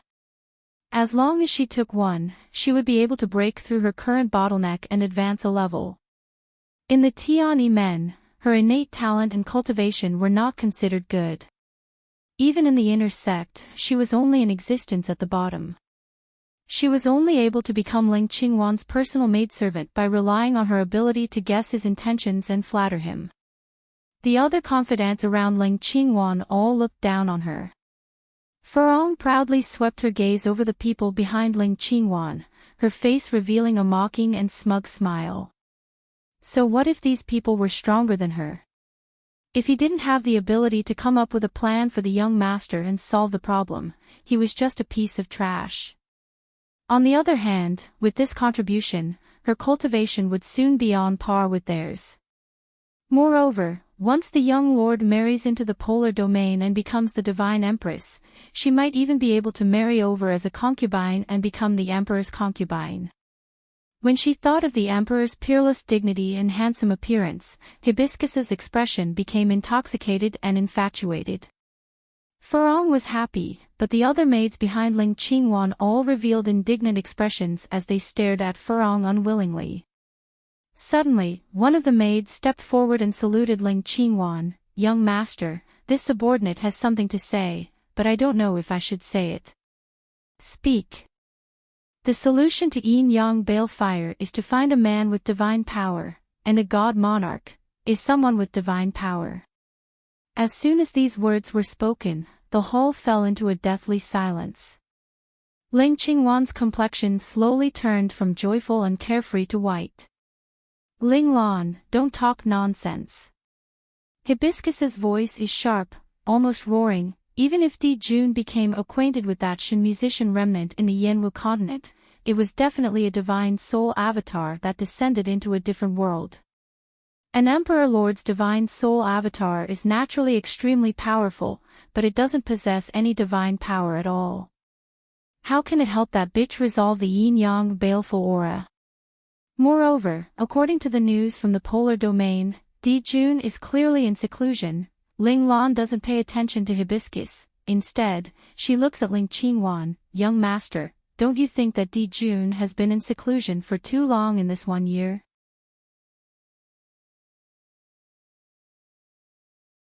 Chapter 805. Hibiscus vigorously shakes her head and says, "Impossible, this is absolutely impossible. Young master, don't listen to Ling Lan's nonsense. Even if Di-Jun was bewitched by that slut, it's impossible for his real body to descend to the barren Yinwu continent. He is the king of the polar domain, in charge of nearly half of the Shushan continent. If people knew that his real body had descended to the Yinwu continent, then the consequences." That's right. As the king of the polar domain, how could he let his real body leave the Shushan continent? Moreover, he had to go to that barren and isolated Yinwu continent. Not to mention the erosion of the Yinwu continent's barren land and the restrictions of heavenly law. Even if Di-Jun wanted to come back, he would need to spend a lot of effort. Has Di-Jun gone crazy? For a woman, he doesn't even care about his own safety, the survival of the polar domain. Hibiscus's words slowly settle Ling Qingwan's heart. That's right, Di-Jun couldn't do that. He just happened to go to the Yinwu continent, but he was seduced by that slut. Since that woman is a remnant of the Shin musicians, she naturally has a lot of tricks up her sleeve. Ling Qingwan has heard Master Leng Yuexia talk about those past events many times. At that time, Leng Yuexia's fiancé had his soul hooked by a lowly maid from the Shin music sect. He went as far as to break off the engagement with her master, causing her to become the laughingstock of the entire Shushan continent. Now, an insignificant lowly mortal of the Yinwu continent actually wants to steal her, Ling Qingwan's man. Simply dreaming. Thinking like this, Ling Qingwan's eyes reveal a thick murderous intent. After confirming the position of that remnant of the Shin musician, she will immediately rush over and dismember her corpse into 10,000 pieces. Just then, Hibiscus's complexion suddenly changes. Clutching her chest, she falls to her knees. Her complexion becomes increasingly pale, then she suddenly spits out a mouthful of blood. Within the blood she sprays, there's a small red bug squirming violently. But it looks like it's in extreme pain. The next moment, she sees an ice-blue flame emitting from the bug, burning it to ashes. The main hall once again falls into a deathly silence. Hibiscus clutches her still aching chest. She blankly stares at the yin-yang demon that has already been burned to ashes, her face filled with horror and disbelief. Little by little, Ling Qingwan's expression changed from arrogant, cold, and murderous, to shock, and then to hysterical rage. Even Ling Lan and the others were no longer in the mood to ridicule and ostracize Hibiscus. They stared blankly at the ashes on the ground, not even daring to breathe too loudly. Impossible, this is impossible. How is this possible? What she had just spat out was the mother goo of the yin-yang sha. Mother goo self-immolated, in other words, those child goo that were placed on Jun Mayan's body died, all of them were burnt to ashes. Logically speaking, even if someone could dispel the yin-yang baleful qi and incinerate the child goo. But it wouldn't affect the mother goo too much. Unless the energy that burned the child goo was so strong that even the mother goo was implicated and destroyed. But who could be so powerful? Furong knelt in front of Ling Qingwan and shouted loudly, young master, this is impossible, it's definitely not Di-Jun. There are many people in the world who possess divine power, and there is more than one way to resolve the yin-yang sha. That is definitely not an emperor. Smack! He ruthlessly slapped Hibiscus's face, sending her flying away.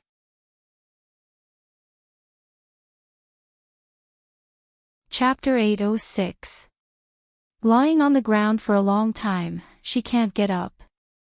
Ling Qingwan glares at her fiercely, as if she wants to dismember her body. You really did a good job. After saying that, she brushes her sleeves and leaves. Ling Lan and the others quickly follow, leaving Furong alone on the ground, moaning and crying in pain. Ling Qingwan walks out of the hall, but her face is still livid, her expression is as fierce as a ghost. Ling Lan steps forward to persuade her, but she is shocked by her appearance. After a long time, she says, "Young master, Furong is right, Di Jun isn't the only one with godly power in this world. Moreover, Di Jun has always been in closed-door meditation, everyone in the polar domain knows." Ling Qingwan grits her teeth, her eyes reveal ruthlessness, and her figure suddenly turns into smoke, disappearing. Soon, she arrives at the mountains and rivers of the polar domain. When Old Ji learns of her arrival, he quickly and attentively greets her. "Qingwan Fairy, why are you here?" "Old Ji, I want to see Di Jun." This. Old Ji hesitates. Di Jun is in closed-door meditation, he ordered that he won't see anyone. Ling Qingwan's eyes suddenly redden, the usually cold and arrogant fairy is suddenly infected with a trace of pitiful grievance and sadness. "Old Ji, does Di Jun not like Qingwan, and wants to marry another woman?" Old Ji has always regarded her as the future mistress of the polar domain, so he quickly says, "How could that be? Di Jun is just cold and cheerless, but to Qingwan Fairy, he definitely has feelings for you." "Then let me see the monarch. I really miss the monarch." Ling Qingwan has always presented herself as an aloof and proud ice beauty, even if she admires Mingju, she has never shown her feminine side. Now, seeing her say that she misses Di Jun so sorrowfully, not to mention Old Ji, even the subordinates behind him can't bear it. Old Ji sighs in his heart, how did Jun Shang lose his mind? Fairy Qingwan is such a virtuous and noble wife, he didn't want her, and was actually seduced by a mortal woman from the lower realm. Seeing Ling Qingwan's eyes are full of tears, her figure is thin, but she is forcing herself not to cry. Old Ji is finally moved. He waved his hand and dismissed his subordinates. Only then did he say to Ling Qingwan, "Fairy Qingwan, to tell you the truth, Jun Shang is currently not in the polar domain." Ling Qingwan's breathing suddenly became heavier, her hands hanging by her side tightly clenched into fists. After suppressing herself for a long time, she finally asked in a normal tone, "Not in the polar domain? Where is the Emperor?" "The Emperor, he went to another world to train." "Training? Is Di Jun a cultivator from the cultivation continent?" Ling Qingwan asked with the last trace of hope. Elder Ji's expression was grave. After a long time, he finally said, "This matter concerns the polar domain secret. I ask Fairy Qingwan to keep it a secret." In Old Ji's heart, Ling Qingwan is the future mistress of the polar domain, and Di Mingju's official wife. Naturally, he wouldn't harm Di Mingju.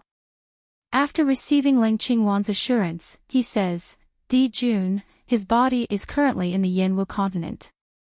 Hearing Elder Ji's words, Ling Qingwan felt her vision go black and she almost fainted. Di Jun is in Yanwu continent, he's really in Yanwu continent.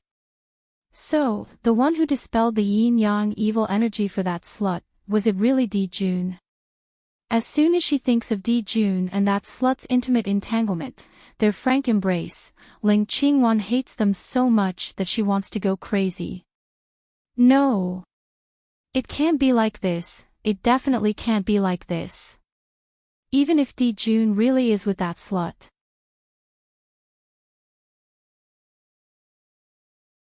Chapter 807. Di Jun is such a aloof and remote man, a cold and aloof man. In the entire Shushin continent, how many women want to become Di Jun's pillow, but Di Jun doesn't even let them get close. How could such an emperor fall in love with a lowly mortal? It must be that woman who is desperately pestering Di Jun, it must be that slut Jun Mayan who shamelessly seduced Di Jun, damn it. Damn it. Damn it. That slut actually dared to defile Di-jun, dared to steal her, Ling Qingwan's man. At this very moment, Ling Qingwan really wants to kill someone. But she really wants to confirm it with her own eyes. She wants to confirm that Di Mingju doesn't love Jun Mayan, that Jun Mayan is shamelessly pestering him, that Jun Mayan used a despicable and shameless method to confuse Di-jun. She wants to see Di-jun loathe and despise Jun Mayan, not letting her get close. Just like how Di-jun loathes other women in the Shushan continent. With great difficulty, Ling Qingwan hides her ferocious and resentful face. When she raises her head, it has already turned into a shy and urgent longing. Old Ji, Qingwan really wants to see Di-jun, even if it's just a glance from afar. Ling Qingwan is very clear. If Di Mingju's body wants to go to the Yanwu continent from the Shushan world, he inevitably needs a spatial, holy object, as a medium. And the spatial, holy object, in the polar domain is precisely the Qianquan mirror. Through the Qianquan mirror, you can see everything that's happening around Di Mingju. This absolutely won't do. Old Ji repeatedly shakes his head. The Qianquan mirror is my polar domain's most precious treasure.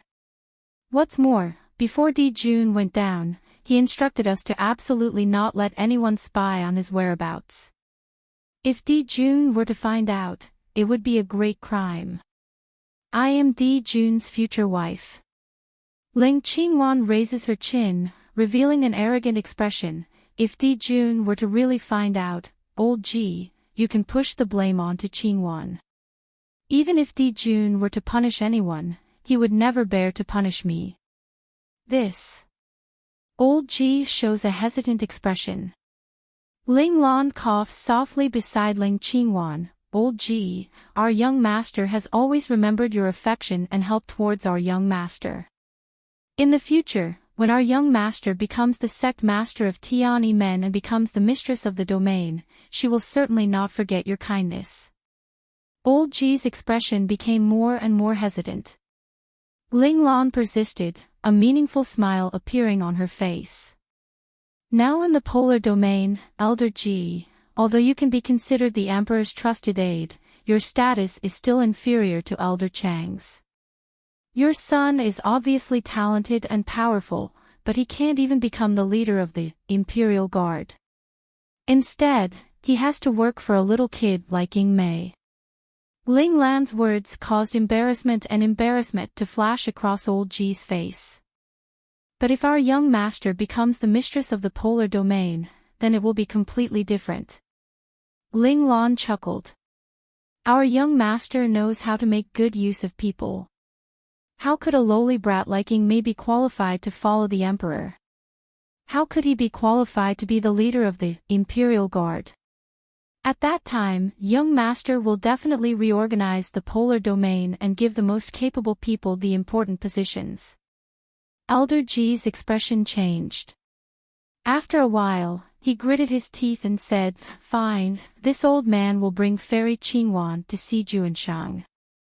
However, you must promise me that you will never get close to the heaven and earth mirror. You can only watch from afar. Otherwise, the God Monarch will find out immediately."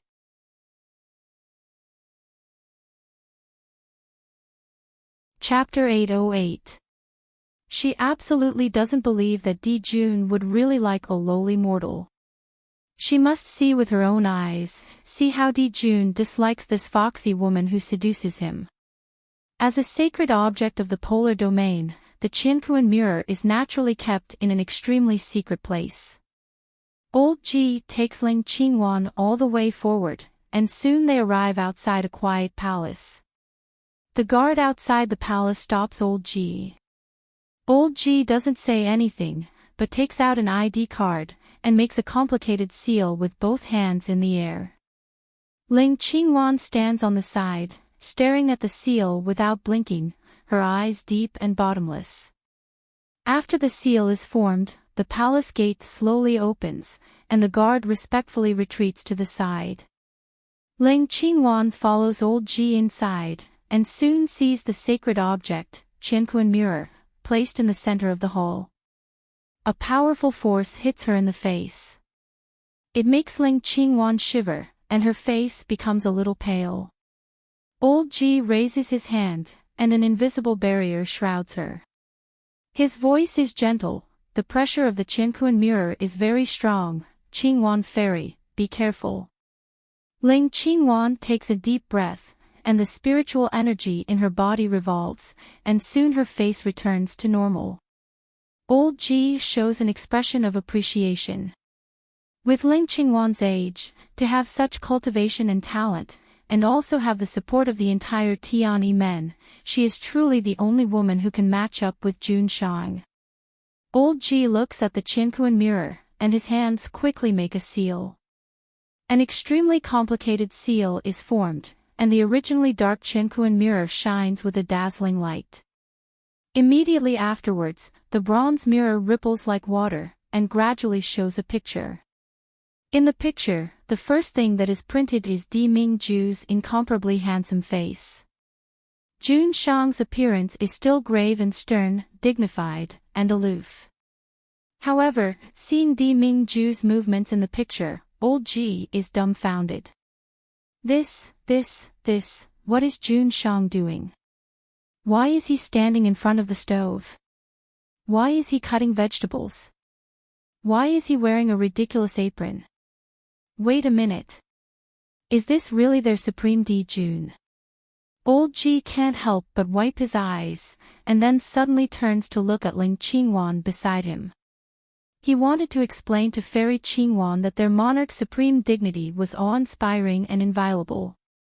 However, when he turns his head, he sees Ling Qingwan stupidly staring at Di Mingju's handsome face, her eyes filled with worship and infatuation. Old Ji stroked his beard and nodded in satisfaction. However, at this moment, Ling Qingwan's expression suddenly changed. Her originally cold and peerless face twisted in an instant, becoming incomparably ferocious. Disbelief, shock, and bone-deep jealousy rose from her eyes. Old man Ji was stunned. He turned around and was stunned once again when he saw the scene in the heaven and earth mirror. Ling Qingwan, on the other hand, stared fixedly at the scene in the copper mirror, her body trembling slightly because of extreme anger. In the heaven and earth mirror, the high and mighty man seemed to have heard something and turned around. A trace of bone-chilling gentleness appeared on his stern face. In front of him, a young girl in green leisurely walked over. The image in the heaven and earth mirror was blurry, but one could see that the girl had an unparalleled beauty and a pair of peach blossom eyes that seemed capable of seducing one's soul. Jun Mayan. This woman is Jun Mayan.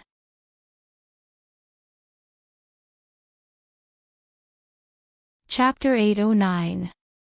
Seeing Mayan approaching, Di Mingju opens his arms, wanting to pull her into his embrace. But who would have thought that Mayan would reveal a sly smile, bending down to slip under his arms. Her target, the delicious food that has just come out of the pot. Di Mingju's complexion darkens all of a sudden. He grabs her, presses her to the side of the stove, and kisses her directly. Beside the smoke-stained stove, a tall and handsome man presses down on a beautiful and slender girl, kissing her with desire and tenderness. This scene is so beautiful. So beautiful that it makes people wish that time would stop at this moment, never to flow again. But this scene, in Ling Qingwan's eyes, makes her hate it so much that she can't breathe. Her hands are tightly clenched into fists, her nails digging into her palms, digging into her flesh, but she doesn't feel anything. At that moment, Ling Qingwan's hatred is even more insane than when she found out that Di Mingju helped Mayan remove the yin-yang sha. She originally thought that even if Mayan, this slut, seduced Di Mingju and used a shameless trick to climb into his bed. With Di Mingju's callous nature, he would never say anything nice to her. That's because Di Jun has always been like this to her, to everyone else. But the scene before her subverts all of Ling Qingwan's imagination and hopes. It also makes her feel that her pride and self-esteem are being trampled underfoot, ruthlessly trampled. Jun is actually so gentle to this slut, so intimate, so affectionate. Could it be that Jun has really fallen in love with this Shin musician remnant? He even wants to give her the position of Polar Domain's mistress. No. No. Absolutely not. Bang. Ling Qingwan doesn't even look at old Ji. She directly slams open the door and rushes out. Unfortunately, old Ji seems to be in a daze, looking at the scene in the Qianquan mirror. He doesn't even notice that Ling Qingwan has left. He has never seen Jun show such an expression ever since those unforeseen events that happened in his childhood. Gentle, peaceful, and happy. Old Ji is a little silly, muttering, Jun, do you really like this mortal woman that much? On the way back to Tiananmen, Ling Qingwan makes Ling Lan and the others not dare to breathe heavily. As soon as she returns to Tiananmen, Ling Qingwan smashes everything in the room. Ling Lan and the others went up to dissuade her, but she used them as a punching bag and whipped them more than a dozen times until their bodies were badly mangled. After tossing and turning for a long time, Ling Qingwan finally calmed down her violent mood and sat on her seat with a gloomy face. Ling Lan and the others walked forward with trepidation and whispered, "Young master, why don't we report this to the headmaster?" Although the marriage agreement between the Polar Domain and the Tiananmen did not have a contract, both parties were well aware of it. It's too much for the emperor to humiliate you like this. If you tell the sect master, he will definitely seek justice for you. The sect master of the Tiananmen, Leng Yuexia, has been injured since the last time Di Mingju destroyed the Great Mountain protecting Array and killed her disciples in front of them. She's been in closed-door meditation all this time. Ling Qingwan takes a deep breath and shakes her head. No, I must deal with that slut Jun Mai myself. She was going to tear that slut to shreds. But Ling Lan hesitated. The monarch is by that woman's side. If we make a move, I'm afraid that the monarch, then just let Jun return from the Yanwu continent. Ling Qingwan laughs coldly.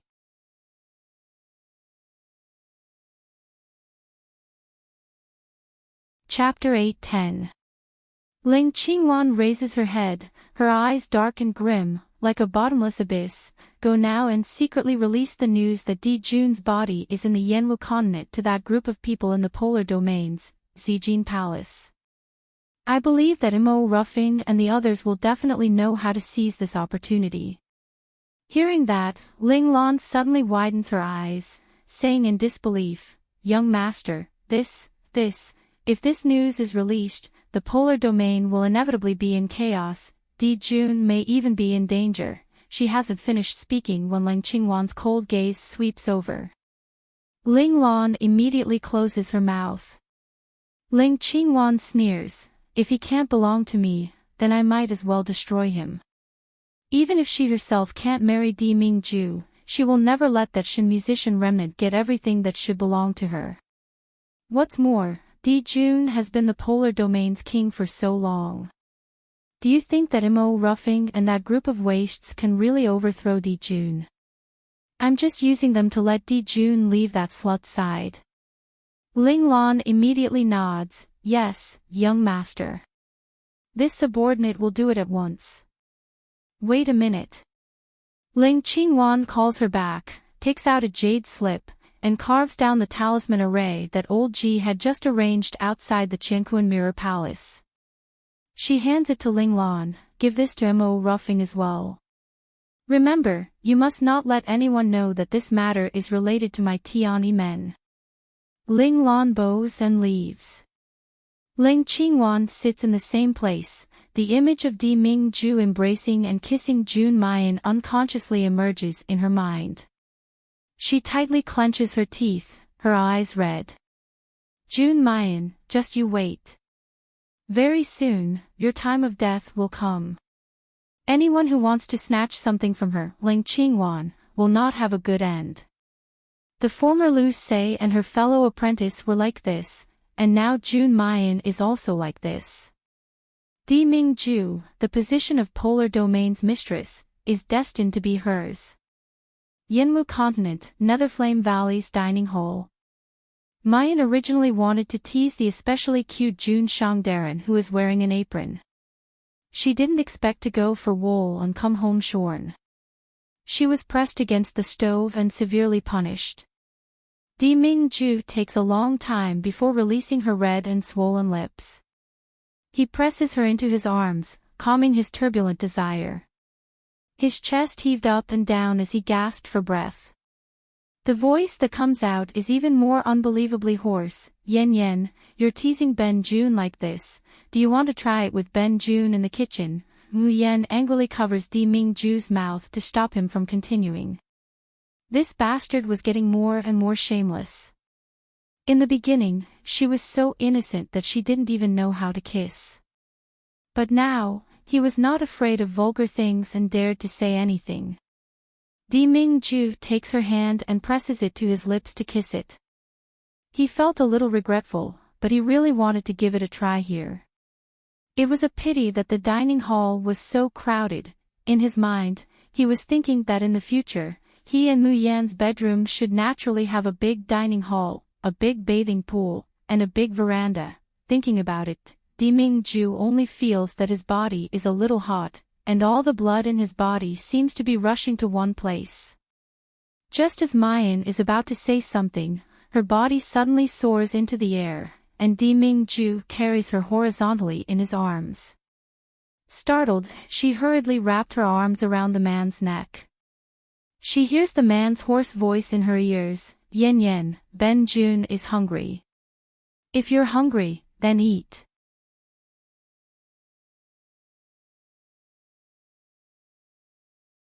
Chapter 8:11. I have to say, Jun Shangdaran's cooking skills are getting better and better. However, before Mu Yen could open her mouth, she suddenly realized what the man meant and blushed. This bastard. As soon as she raises her head, she comes face to face with Jun Shangdaran's resentful expression. Yen Yen, count it yourself, how many days has that little bastard been forcibly occupying you? Ever since they came back from the cave that day, Xiao Bao has been like a little dragon guarding a treasure, sticking to Mu Yen all day long. Of course, the most important thing isn't to fight for favor with Di Mingju. But this time, Xiao Bao was really frightened. Regardless of whether it was the fat rabbit or his mother, they were both seriously injured because of him. In fact, it almost left him. In Xiao Bao's short life, he had never truly experienced what it meant to be parted by death. This time, although he was unconscious most of the time, he was not completely unaware.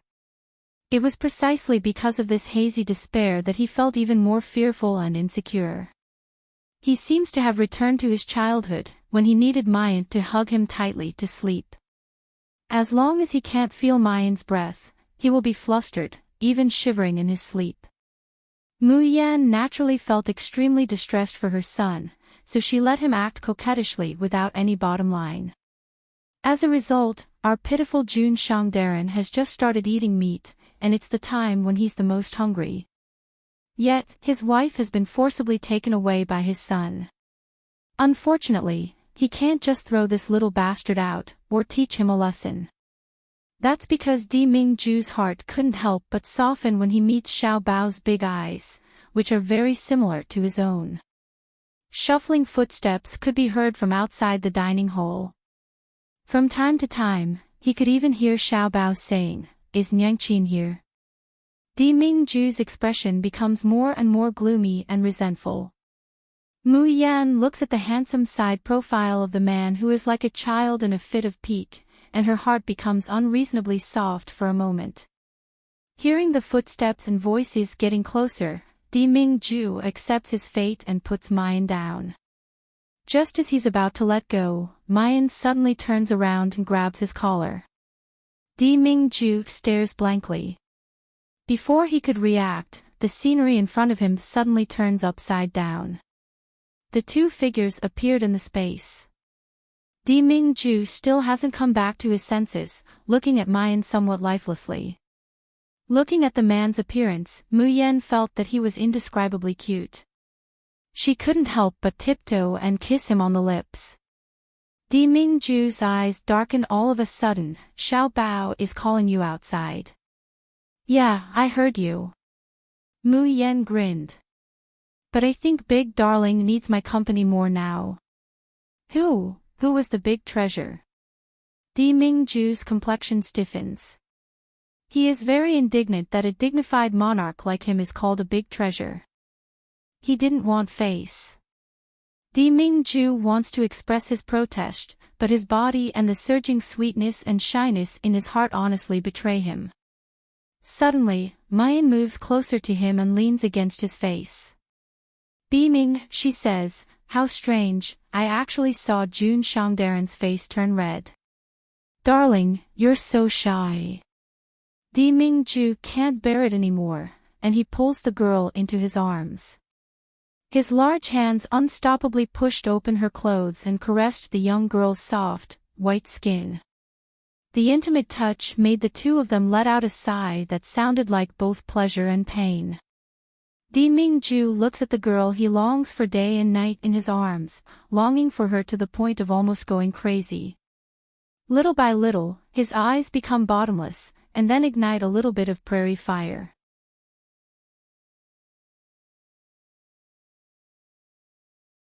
Chapter 8:12. Mayan stares blankly.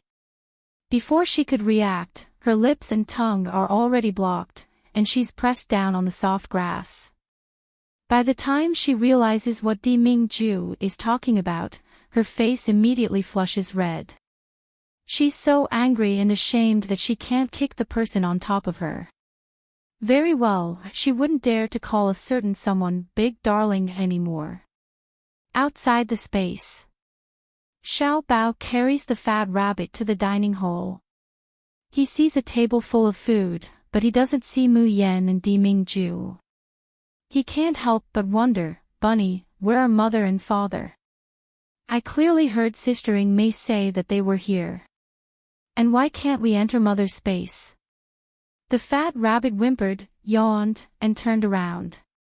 Was there even a need to ask? Of course, the she-devil and great demon king were working hard to make dolls. "Little master, don't you want a younger sister?" I might be able to fulfill my wish very soon." Although Mu Yan and Xiao Bao returned safely from the last battle at the Wuwang Mountains, the Ink camp lost quite a few elites. These people originally came from Wenrenku and followed Mayan all the way. When they died, they had no parents, no wives, and no children. Therefore, Mayan orders people to erect a stone tablet in the center of Hellfire Valley. On the stone tablet, these people were engraved, as well as the names of the Netherflame Army soldiers who had died in the Battle of Tiandao sect. Mu Yan looked at the densely packed crowd standing in the square of Hellflame Valley and said in a deep voice, "In the future, you can forget Hellflame Valley, forget Jun Mu Yan and Jun Machin. You can forget everything, but you must never forget the names of these brothers. Even if there comes a day when all of you leave the Yanwu continent and go to the Shuzhen continent, or even the wider world, you must firmly engrave these names in your minds. Because these names and the survivors formed the soul of the Netherflame Army." When they heard Mayan's first sentence, everyone in the square showed a pained and resolute expression. But when they heard the last sentence, most of them were dumbfounded. For a moment, the square fell into a dead silence. Following that, loud discussions broke out one after another. What did Miss mean by that? Leave the Yanwu continent and go to the Shuzhen continent. Could it be that we can all leave Yanwu continent? How is this possible? There are very few people who can ascend from the Yanwu continent to the Shuzhen continent. Look at the Tiandao sect, there are so many Xiantian elders, but not a single one has ascended in hundreds of years. They can't even pass the lightning tribulation. But I heard that even our leader obtained a miraculous pill refined by Mississippi. After consuming it, he would be able to mold his spirit root and ascend to the cultivation continent. Just how precious is that pill? How could it be our turn? The sounds of chattering could be heard continuously. Unruffled and unruffled, Mayan sits on top and plays the zither, not paying attention to their excitement.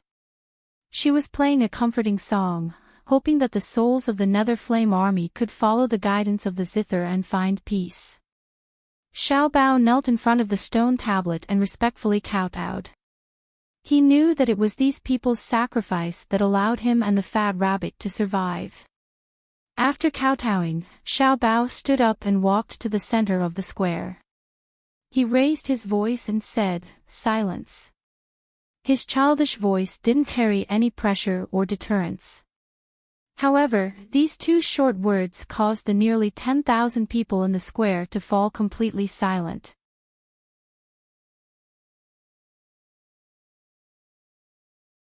Chapter 8:13. Mu Yan looked at this scene and smiled lightly. Even Di Mingju, who was standing at the side, showed a barely satisfied expression. He was Di Mingju's son. If he didn't even have this bit of dignity, wouldn't he be ashamed to death? Xiao Bao's gaze swept across everyone and slowly said, 3 days later, the Nether Flame army will hold a competition. The people of the Nether Flame army in the square did not reveal a surprised expression. They had long heard from the captain and commander that the Nether Flame army might hold a competition. And the result of this competition would be the turning point of their destiny, so they must grasp this opportunity well. So during this period of time, the 4 divisions of the Nether Flame army had been training crazily every day, but they were also wondering what the turning point of their destiny was. And today, they finally got the answer from the mouth of the little master. Mother has refined a kind of elixir called spirit molding pill. After taking the spirit molding pill, it can forcefully stimulate the spirit root in one's body. Even if one only has a trace of spiritual cultivation talent, it can also stimulate the spirit root. After possessing the spirit root, one can ascend to the Shojin continent even without experiencing the thunder tribulation. In the competition, the top 300 of each division will receive a spirit molding pill. Whoosh! This time, the entire square really burst into an uproar. Heavens! The reward for the top 300 was actually a spirit molding pill. It was actually a spirit molding pill. Could it be that they could really follow the commander and miss to ascend to the Shojin continent? Xiao Bao cleared his throat and let them all quiet down. Then he continued, those ranked after 300, but whose strength and efforts have obtained the commander's recognition, will receive the spirit-raising pill. Its effect is not as outstanding as the spirit molding pill, but there is a certain chance of molding the spirit root. As soon as these words came out, those who were dejected because of their weaker strength immediately became spirited again. Even if the effect of the spirit-raising pill was not as good as the spirit molding pill, at least there was still hope, right? And that meant that they were not abandoned by the Miss and Little Master. In fact, Mu Yan only refined 1,000 spirit molding pills because there was nothing she could do about it. It was not easy to refine the spirit molding pill, and the materials were precious. To be able to refine 1,000 pills was already the result of her exhausting her spirit power every day. Later on, Di Mingju couldn't bear to watch her torment herself like this, but he couldn't dissuade her, so he could only give her the recipe for the raising spirit pill. However, after going all out to refine the spirit molding pill, during this period of time, Mu Yan's cloud birth sea skill had risen by leaps and bounds. In the past, he could only refine 3 to 5 pills at a time, and he would have to rest for a while before he could continue refining. But now, a furnace can produce dozens of pills, and the quality of each pill can make an alchemist of Jian Feng's level feel ashamed and want to die. Long live the young miss, long live the young master. Someone shouted and knelt down. Following that, everyone in the square began to kneel one by one. Nearly 10,000 people shouted, "Long live His Majesty." That tsunami-like formation shook the heavens and the earth. In the center of the square, Yan Haotian, Ru Yan, Feng Haitang, and Bai Chen stood around Xiao Bao. They couldn't help but look at each other, and their eyes revealed an expression of joy. All of them had a bleak and unbearable past. Fortunately, they were lucky enough to meet the young miss, each other, and this group of brothers.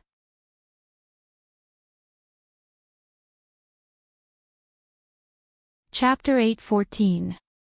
Mu Yan can't stand this kind of scene. Seeing that everyone has knelt down, she puts away the Tian Mo Chin and turns around to leave. As soon as Xiao Bao saw that his mother had left, he didn't even bother to ask them to get up. He strode forward with his short legs and followed her. Behind him was a bald rabbit and an unbelievably beautiful red bird. Xiao Bao pounces into Mu Yan's arms all of a sudden, struggling to move Di Mingju's hand away from Mu Yan. You've already occupied mother for a long time. Today, it's my turn. Brat, your mother was originally mine. Do you still want a sister? Then give it to my sister now. He had wanted his soft and cute sister for a long time. Di Mingju smiles faintly, moving closer to Mayan's ear and saying, Yan Yan, you see, Xiao Bao said that he wants a little sister, shouldn't we work harder? Mayan gives him a blank look, picks up Xiao Bao, and ignores this thick-skinned man. A man's deep voice suddenly comes to her ears, Yan Yan, before you give birth to your sister, shouldn't we have a wedding? Mayan's footsteps halt, and she turns to look at Di Mingju. Her expression is somewhat complicated. Have you really thought it through? The Polar Domain's sovereign emperor, with such a lofty status, wanted to marry a mortal from a lowly world like her. Di Mingju grabs Xiao Bao by the collar and throws him aside. Surprisingly, Xiao Bao didn't resist this time. After falling to the ground, she only grabs the hem of Di Mingju's clothes. She raises her small head and looks at Mayan with eager eyes. Mu Yan is faced with an adult and a child staring at her. For a moment, she is somewhat silent. In fact, she had always known. Don't look at how Xiao Bao and Di Mingju don't seem to get along. But deep in his heart, Xiao Bao has always regarded Di Mingju as his father. He has called Di Mingju father more than once in private, but when facing Di Mingju, he refuses to say these two words. Because he also knows that Di Mingju isn't his real father. Although he longed for this powerful, handsome, and reliable man to be his real father, that would be great. One time, when they were sleeping, Xiao Bao even asked Mu Yan, Nyangqin, what is marriage? When you and Daddy got married, did Daddy become Xiao Bao's real father? In fact, he has always longed for the time when he can properly call Di Mingju, Daddy. Mu Yan raises her head, forcing herself to be calm in front of Di Mingju, but she can't hide her nervous expression. Suddenly, she burst into laughter. All right. After saying that, she didn't care about her father and son's dull expression and turned around to leave. Di Mingju stands there in a daze for a long time before he abruptly comes back to his senses. Xiao Bao, what did your mother just say? Xiao Bao blinked his big eyes and suddenly said seriously, I'm not telling you. Then he turns around and runs towards Mayan. As soon as he turned around, his little face broke into a smile, and he could not suppress the happiness and joy that spread through his heart. Nyangqin and Papa are getting married. He would no longer be a child without a father. He would even have a soft and cuddly sister. Mayan enters the room and wants to close the door.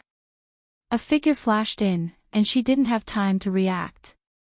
The door banged loudly, and even Xiao Bao and the fat rabbit Chiu Chiu were locked outside the room. And Mu Yan is directly pressed against the door. The man's hot and messy breath hits her face. Yan Yan, say your answer again.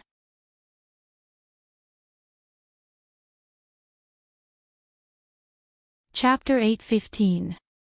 Jun Mayan. Di Mingju angrily lowers his head and bites her lips. You promised to marry me, to be my wife. He's not using a question sentence, but an affirmative sentence. Mayan feels the pain and glares at him, pouting coquettishly. Are you a dog? Actually biting people? Mingju's hands are on both sides of her, his chest gently heaving up and down. Soon after, a gentle and joyful smile slowly creeps up his brows and the corners of his eyes. Mayan is a little dazed. This is the first time she's seen Jun Shangdaran reveal such a childish smile. Just like a child who originally had nothing, getting the sweetest and most precious candy in the world. Yen Yen, you really promised to marry me. His voice is soft and hoarse, carrying a cautious dreamy quality. Mayan's heart suddenly softens to an unspeakable degree. She reaches out and caresses the man's face, then gently moves it away, pressing it on his chest. Fool, do you think I'm blind? The most charming, most outstanding, best man in the world is right by my side, waiting for me in a place where I can see him whenever I turn around. How stupid am I to not cherish it?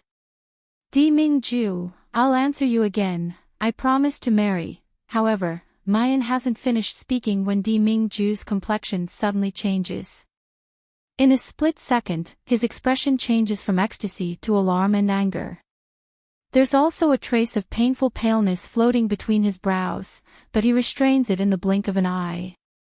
Mingju, what's wrong? Mayan is startled by the change in his expression, and she reaches out to grab his hand.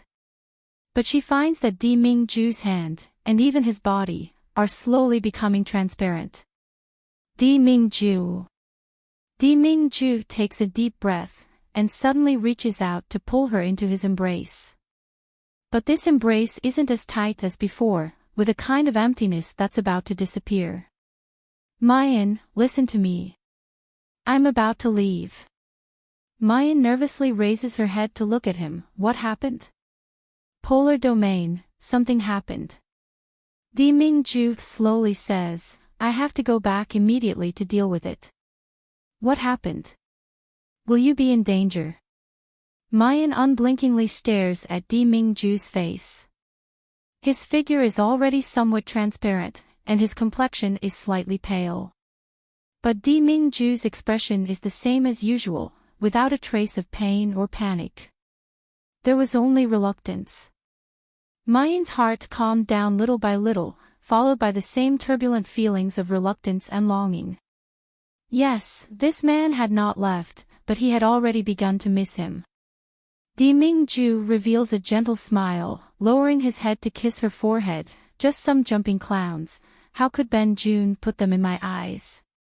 There's an unparalleled self-confidence and arrogance in his voice, but it soon turns into a soft sigh. It's just that in the short term, I won't be able to return to the Yanwu continent. This time, even Ing Mei and Han Yi might have to go back with me. Yen Yen, I'm sorry, Mu Yan covered his mouth and laughed in a carefree manner. If you know me well enough and want to spend a lifetime with me, then don't say such apologies. I'm not a daughter that attaches itself to you. I'll be with you in life and death, but it's impossible for you to stay by my side and protect me at all times. That way, I would lose my courage, lose myself, and become unlike Jun Mayan.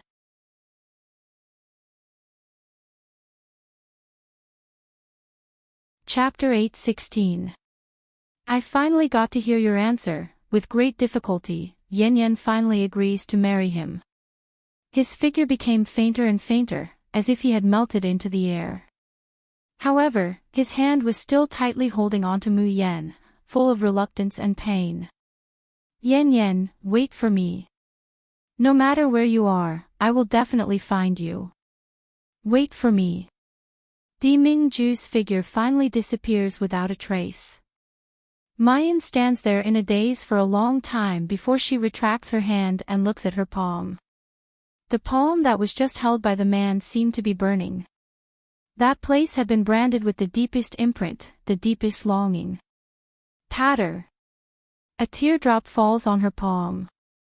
Mayan blankly raises her hand to touch her face, only to find that her face is already covered in tears. She stares blankly for a long time, then she says softly, "That idiot Di Mingju, it's just a trip back to the Shushan continent, why does it look like it's a life and death parting?" Wiping away her tears, Mu Yan walks out of the room. When Xiao Bao sees her, he immediately pounces over. Seeing that she doesn't have Di Mingju by her side, Xiao Bao can't help but look inside. Where's father? How could his father be so good that he didn't fight with him over Nyangqin? A perfect smile appeared on Mu Yan's face.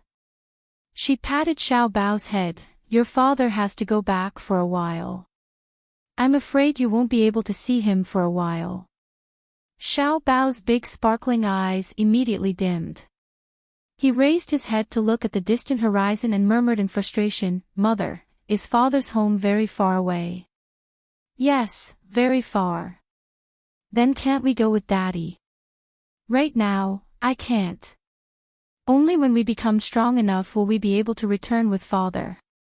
Hearing this, Xiao Bao slowly clenched his small fists, his blue eyes revealing a resolute expression. Xiao Bao will definitely become stronger. Then mother, father, and Xiao Bao, the whole family would never have to be separated again. Miss, just now, Ying Mei and Han Yidaran suddenly disappeared. Ru Yan's anxious voice comes from not too far away, and Han Yidaran didn't look right before he disappeared. Ru Yan's words make Xiao Bao's small body suddenly tremble. He grabs Mu Yan's hand tightly and raises his head to look at her. Why did Daddy disappear? Even Han Yi and Ying Mei Jijia disappeared. Did Daddy really come home? Mu Yan strokes Xiao Bao's head, and looks at the flustered Ru Yan. "Don't worry, they're fine, they're just returning to the polar domain." The polar domain is the place where Di Mingju and Ying Mei came from. Many people in Hellfire Valley know this. However, only a few people knew where the polar domain was. Son-in-law, why did they suddenly return to the polar domain? Is there something urgent? Xiao Bao also widens his eyes, looking at Mu Yan without blinking, for fear that she would say something bad. Mayan smiles faintly and says slowly, "Oh, he probably found out that the betrothal gifts aren't ready yet, so he went back to prepare them." Ru Yan and Xiao Bao stared blankly for a moment, then their expressions abruptly changed from nervousness to ecstasy. "Miss, you're finally going to marry the son-in-law. That's great. I'm going to tell everyone right now." Everyone will definitely be overjoyed. A joyful smile also appeared on Little Treasure's delicate little face. So the lecher had gone to prepare the betrothal gifts.